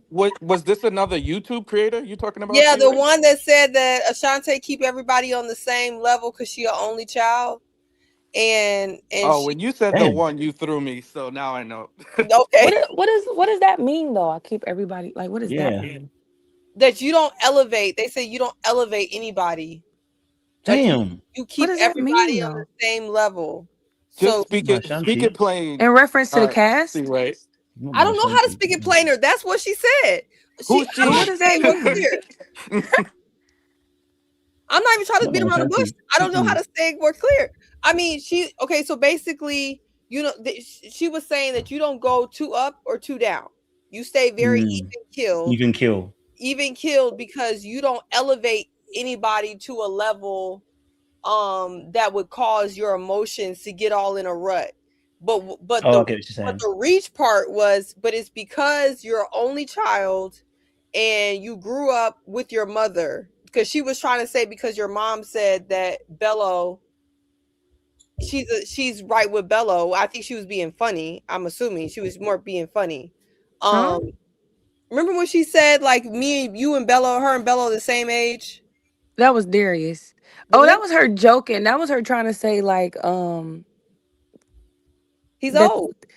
Yeah, that he was a bit old, and then that was her joking about like saying she's young, like in a way. Right. So she was trying to say because she was saying that she was young, that you guys grew up together because you said you guys are going to get shots after. I don't think that's my. I don't. I mean, I kind of get whatever.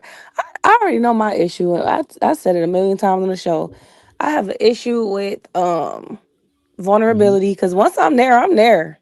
So these walls break down, baby. You got a problem on your hands if it ain't reciprocated. Jalapeno, real quick. Jalapeno, real quick. So it's like, although I know that's my issue, I'm still working through building that vulnerability. But I feel like my issue of vulnerability does stem from my upbringing. Because my mom was young, but we working on it. I learned a little something with this, and I learned that it's easier to be vulnerable with men that that you view romantically. I'll say that. Oh, well, then there that's you interesting. go. Well, she took me down a rabbit hole. I guess she was on to something. No, I'm not a stalker. What? I'm just mean. I don't know what I'm just mean. When I feel like you don't like me back, I'm about to get real mean. A stalker That's is fair. crazy. I work too much to be stalking. Wait, how we get stalker from that? Somebody in the comments say, I Ashante, think are they you a got stalker? confused. I don't know. I guess maybe somebody misinterpreted something. Yeah. Vulnerability is not easy though. So I It's do not, understand that. but you know, I feel like if I find a man that I like, it'll be easier for me to moving forward. At least it'll be easier for me to be vulnerable because I also feel like if I could learn to be vulnerable, it would show me quicker if the person is for me or not. What's your zodiac? I can't be afraid of like being vulnerable and then being rejected. What's your zodiac sign, Ashante? Child, Capricorn, January 9th. Oh, that's how all the Capricorns. Hot mess. I know, right? Yeah, that's literally how almost every Capricorn I know. It's like that'd be the lesson we gotta learn real bad. Yeah, it's like that balance. But you guys don't get hurt as much because you're able to keep people. But the problem is, of course, as I'm sure you realize, you don't get hurt as much, but you can't let people in without taking a risk. That's always the tough part. Yep. You have to take a risk to actually get the reward, like anything. And that's tough. That's the hard part. Yeah. Yeah. And then too, I feel like a thing that turns me off, like a thing that switches me off towards like, all right, I'm not about to be vulnerable, is when people try to play with my intelligence or I'm sorry, insult my intelligence or like play the mind games. Cause like what you see is what you get with me. So the minute you start playing, it's like, all right, why would I open up to somebody who already playing? I hear that. No, that's fair. And on this show, I think it was the right move because they was all playing. They were See all what I'm playing. saying? Yeah. So, don't get me together. That was the best. That was, you know, the best move. Because if you try to open yourself up to people who aren't on your level or don't even wish you well, you kind of open yourself up to this entire situation. And the problem with Ready to Love is just the quality of men hasn't been there in a while, and so your default presumption should honestly be that the dudes are on games, unfortunately, unless somebody shows you otherwise. Yeah. And then the pace doesn't help either. It's like, oh my goodness, in real life, who really is? I just feel like the first month of dating should be fun. It should be light. It should be flirty. And then we gradually get deeper. I shouldn't be having to tell you my life story and how many whoopings I got on day 2. That's just trauma dumping on day 3 is crazy. I think also the other issue is that these men, in my opinion, wouldn't have access to most of the women on the show. And I think a lot of times when you expose men to people who they wouldn't have had access to, a lot of them just don't know what to do. Like, instead of just being like... That too. Because a couple of them did express that to me, like, you know, you something different. You something different.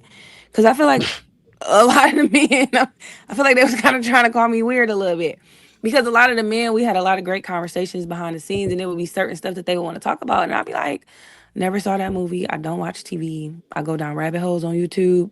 I read books that feed me intellectually versus, I don't know, entertain me, I guess.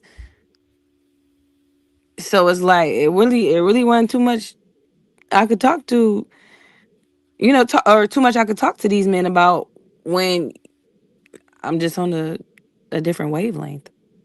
Shani, a question. Outside of the show, I mean, this is something I've only come into the last few years, right? But outside of the show, have you ever dated anybody that you truly, and I'm putting the word truly with like bold and italics together, that you truly liked? I'm talking about you liked them. You know what I'm saying to you?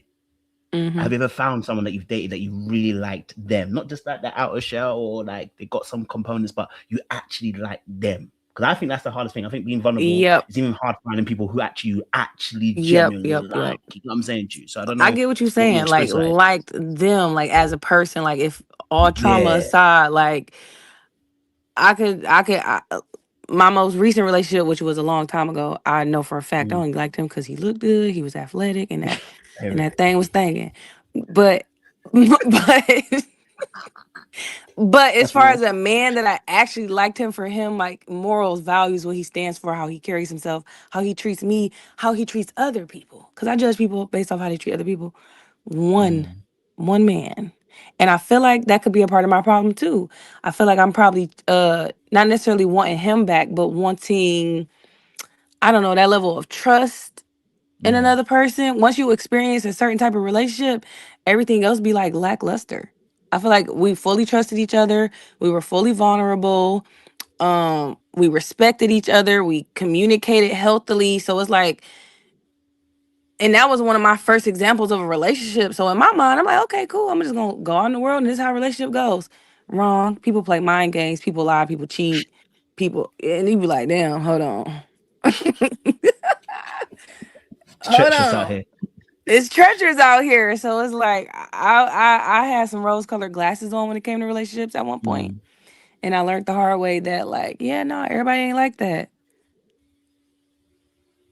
No, that's real. Can't lie to you. That's real. No, it just intrigued me because I think obviously those of us, I'm sure Lauren could feel the same way as well, but those of us who are like, you know, struggle with that vulnerability, it is one of the hardest things is to find someone that you genuinely like and really like them for them and not just the other components that we're okay with just dealing with. You know what I mean? It changes the relationship. When you like that person, like it changes the way that you operate, you move, the way that you do things, you're motivated. You know what I mean? In a very unique way as well. So I had to get very, very much so accountable with myself because when I think about the last few guys that I dated seriously, that I thought I liked. I didn't like you, sir. I liked the dates. You took me some lit places. I didn't like you, sir. I liked the bedroom. You did what you needed to do. I didn't like you, sir. I liked the trips. I was in a new, well, even though I only ever been in Miami, but not for real. I was in a different country playing around with you. So it's like, did I really like you, or did I just like our dynamic? When I think about a man that I actually liked for him, yeah, that was a long time ago. Have you met many people that intellectually, because obviously it sounds like you're intellectual one because you said it on the show and it comes on the show, right? But have you met others? Obviously, have you met many people that intellectually that you feel match your level? You know what I mean? Like, because that's probably another hard thing as well. Yeah, because I don't want to, and that's not to say like match my level as in anybody or anything is beneath me, but match my level as in we can carry a conversation and we both understand what's going on. No, like where they at? No, like, and if I have, it wouldn't be somebody I would be like, okay, for example, Bello, our conversations was great, but if I'm being honest, I never saw myself being with him long term, like being with him.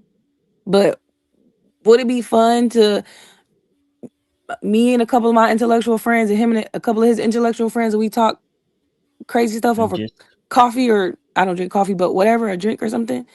That would be fun. No, I get you. I get that. That's tough. I hear it. That is tough, but yeah, that level of depth, man, is needed. I was just gonna say that level of depth. You gotta. People can only meet you as deeply as they met themselves. So if I've met myself on a certain level and you haven't, that's going to show up. So now it's like, am I mothering you and helping you heal through that and helping you meet yourself there? Or do I find a man that's already been through his whoop-de-whoop? I feel like I need a man that's been through his whoop-de-whoop.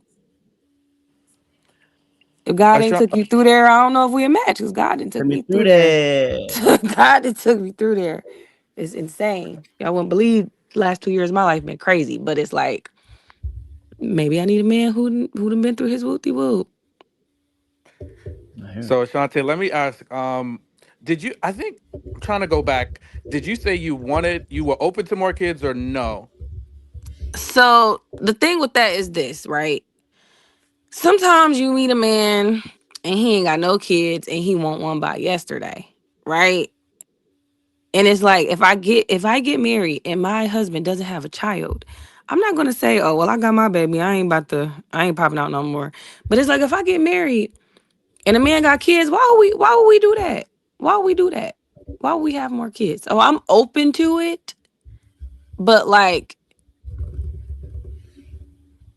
only if it makes full sense. Because if I got a kid and you got a kid and we both got good co-parenting situations, hey, why would we have another kid?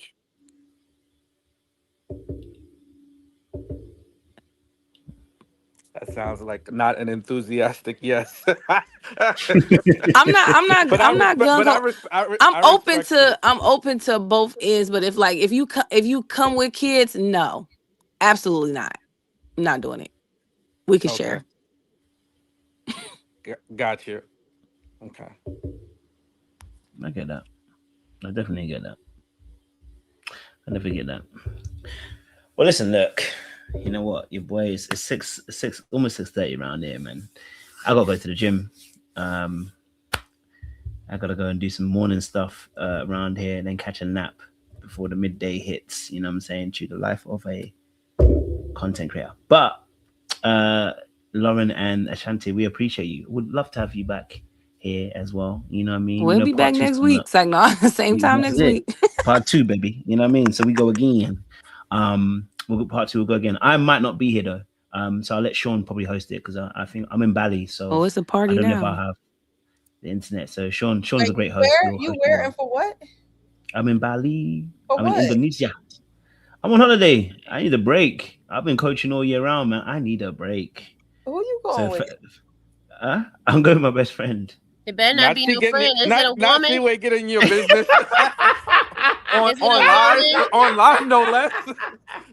It better not We be no just talked to Lauren woman. about being friends. Come on now. Exactly. Wait. Better not be no platonic relationship. I'm just trying to get some understanding. Ain't that what you're saying? With all you're getting, get some understanding. I'm just trying to get some. It is very platonic. It's been platonic for almost 15 years, people. That's not been a joke. I don't know. Bali might make it unplatonic. Daddy. Exactly. That's This exactly one why y'all don't was listen to totally Kojo, because it be cap. He has very much so a platonic friendship. Just This like is the he has only no. It's an exception to a rule. It's not a habit. It's an exception to a rule. This is a person I prayed for. So you understand? It's the one that God sent to me to be a best friend at the time. So this is not a normal situation. So if she try to give you some in that forest, you ain't taking it. I wouldn't take it. And I generally mean, and there's my hunting days. You know what I'm saying, child. I hit a lot of lane, you know what I mean? But I've never even thought to even do that. Like I see her generally as a sister. Like I can't even see beyond that. Do you know what I'm saying to you? So it's just one of those things where it was a God intervention one. It's not a normal thing where we just met each other and then we became friends. And because of what we've also gone through, like I've seen her through sickness. You know what I'm saying? So I've supported her through those things. So my mind doesn't even go there, bro. Do you know what I'm saying to you? I've never slept in the same bed, never slapped her ass, never joked with her, never, tried to do a sexual joke like that. It's not that, fam. We're good friends. And that's an exception. It is not a rule. We barely believe that. Yeah. Oh, Tyler said not on Valentine's Day. Exactly. I was just about to say. I'm not even think. Do you know? I didn't even think about it. It's just somebody thought about it. Maybe she's setting you up. Let me. You're platonic. He gonna get to that resort. He gonna get to that villa and them flowers with the caterpillars gonna be all in the pool. Y'all wasting money on different rooms. Yes, because no one's sleeping in the same room. I like my own room, people. Please, you know what I mean? I'm sanctified. You know that Bible's right there. The Holy Ghost is there, watching upon me. Okay. I'm a change. How the tables have turned, Kojo. I know, because had it not been, you under the microscope right now, bro.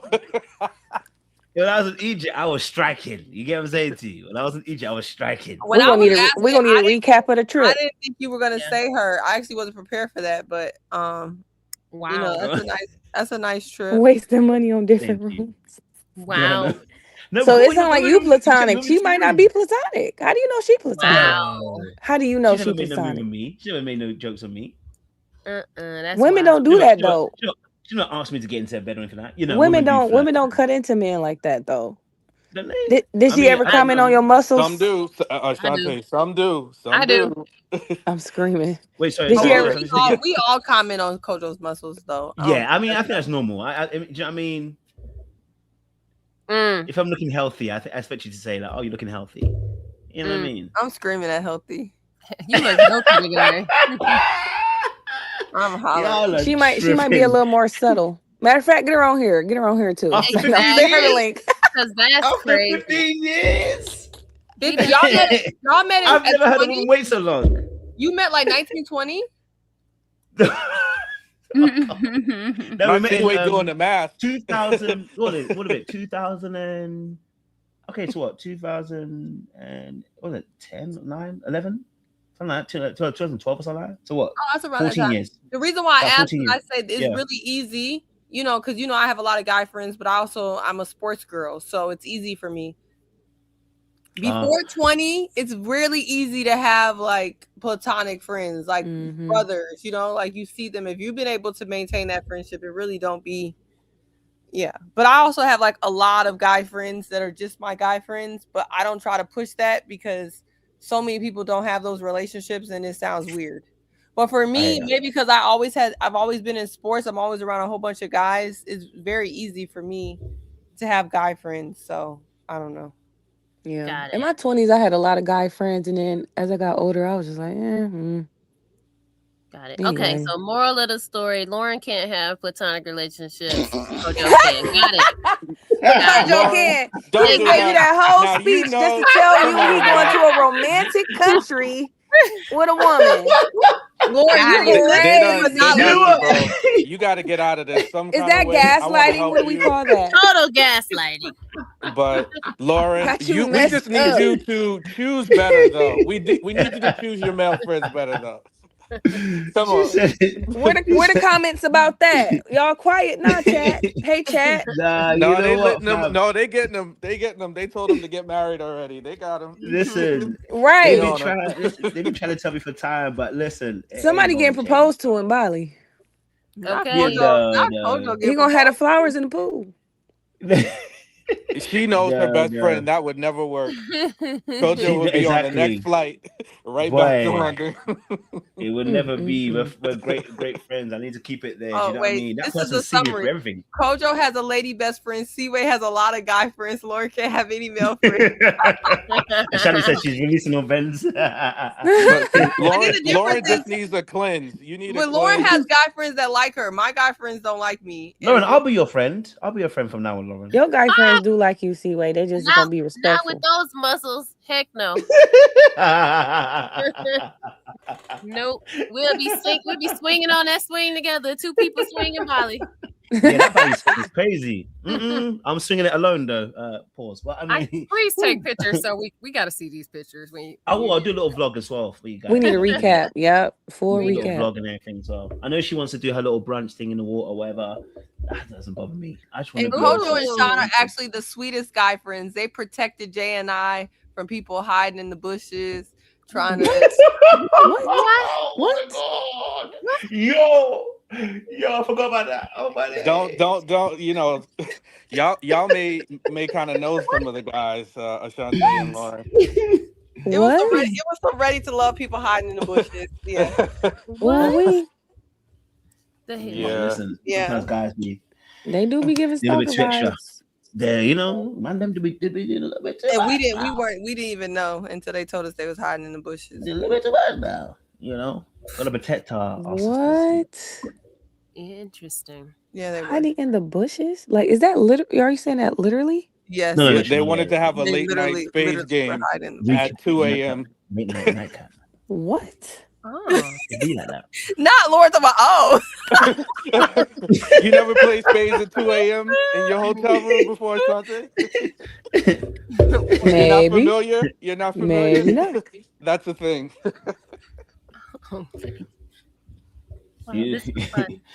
That made me laugh so much, man. Frick. Okay, cool. Listen, we're gonna see you guys next week. I think I should come, but it'll be early in the morning for me. I think Bali's like it's a couple of hours ahead. They're usually the next day as well. I think so. By the time you guys do it, so I'll try and do it. I'll probably be early in the morning. Well, you have your own room, so you're not disturbing anyone. We gonna see her walking in the back with the little with the pedals sticking to her ankles. She gonna shut the live right down. She gonna be like biting down on the croissant. We got more important things to worry about. Fade to black. Kojo, why is your chat Sean, calling you you have toxic moderator and rights. Derek Jackson? Kojo has to go. Because before the renovation, before the Lord renovated within me, you know what I'm saying? I told you I was a hunter and a striker. I was hunting a striker. Was this when you and Sean was being toxic, or do you talk about before then?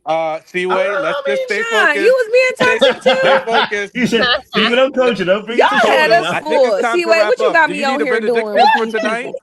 I think do we need a benediction? Sean is delivered. Sean is delivered now. He's actually the greatest ally. He talks about dismantling the patriarchy. So he definitely has come a long way. Kojo's not there, but he's better than where he was before.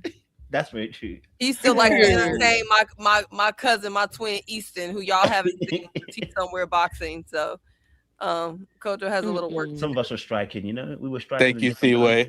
Thank you for bringing it full circle. Appreciate of course. I love beautiful women. I think that's what it was. That's my problem, And that was mannish. My grandmother calls that mannish.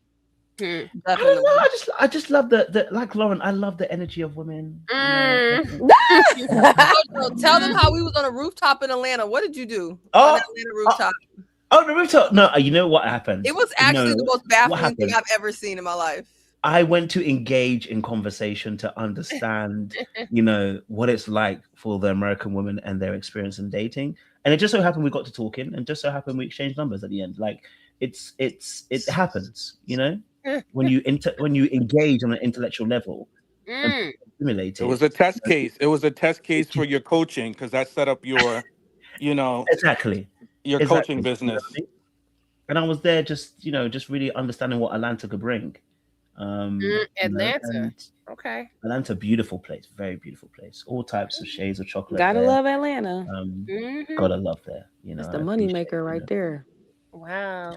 Absolutely. Yeah, that's exactly what happened. That's right. The water's and definitely Kojo, different let over them there. know you are a man of valor because you ran right out of an opportunity where someone was legitimately trying to get you, guys. and you said no. Everything. Not the ran right out. Everything you have to touch.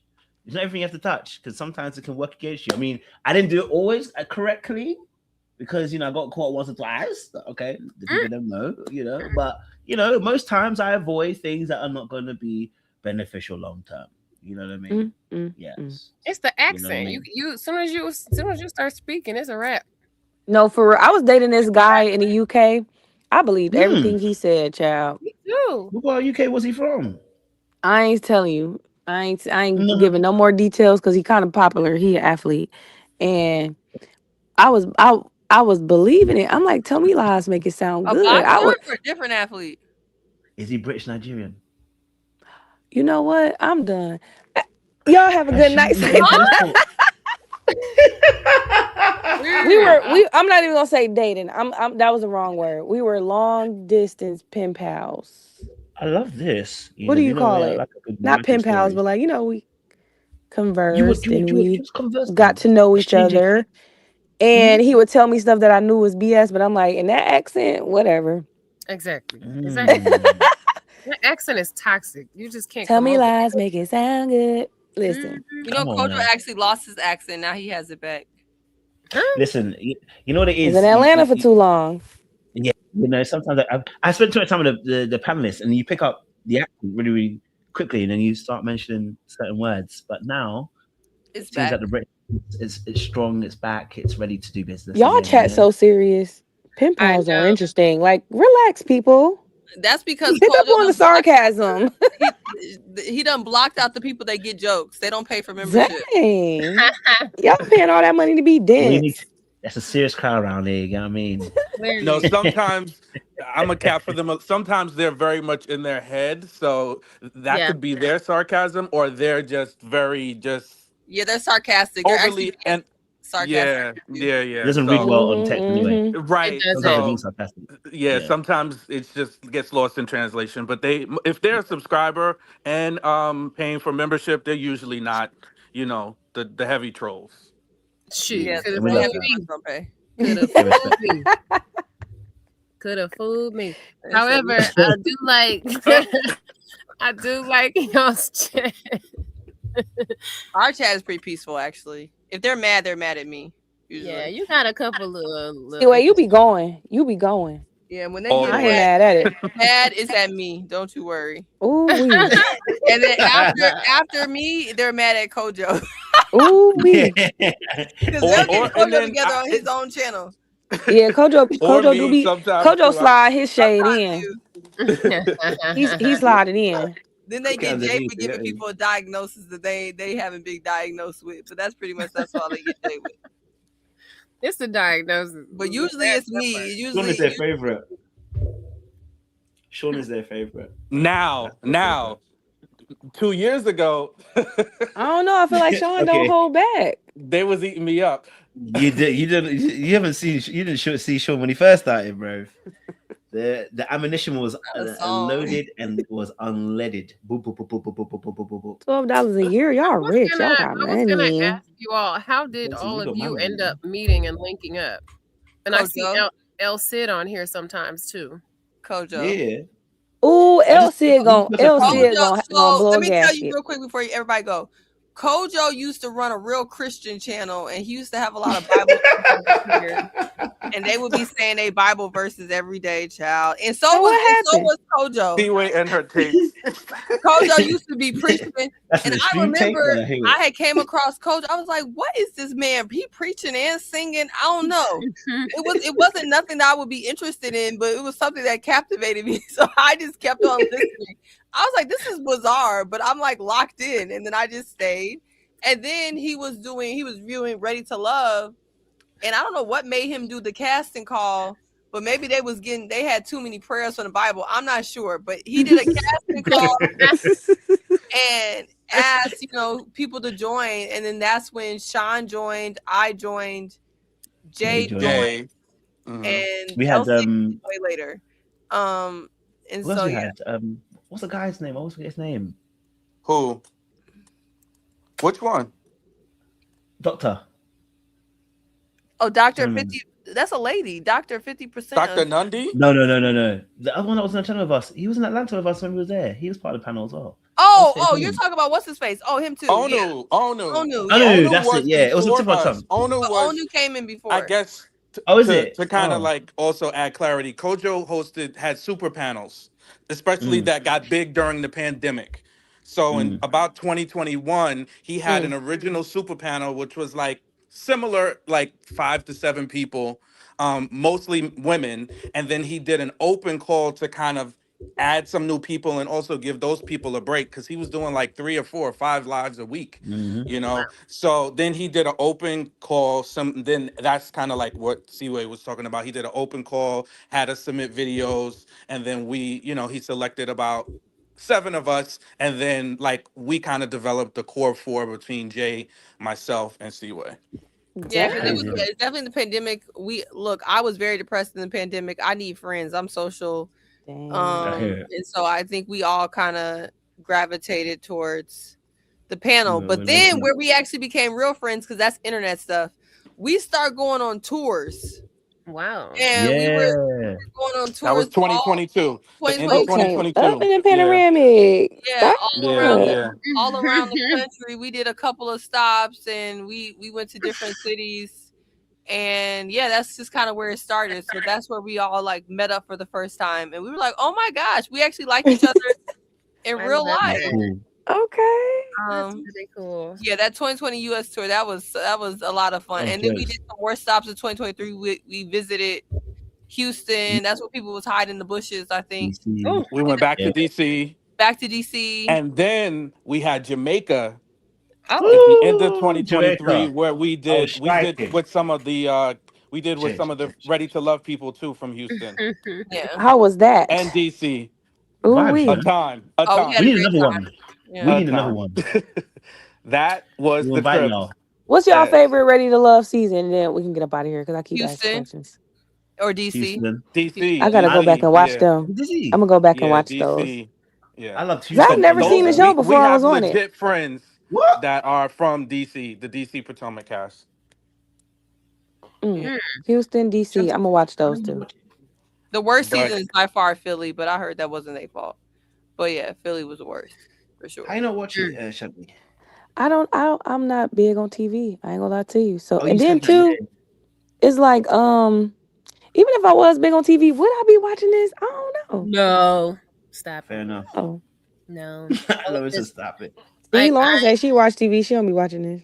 I watched one season once I got casted. I watched one season. I watched clips. What season did you watch?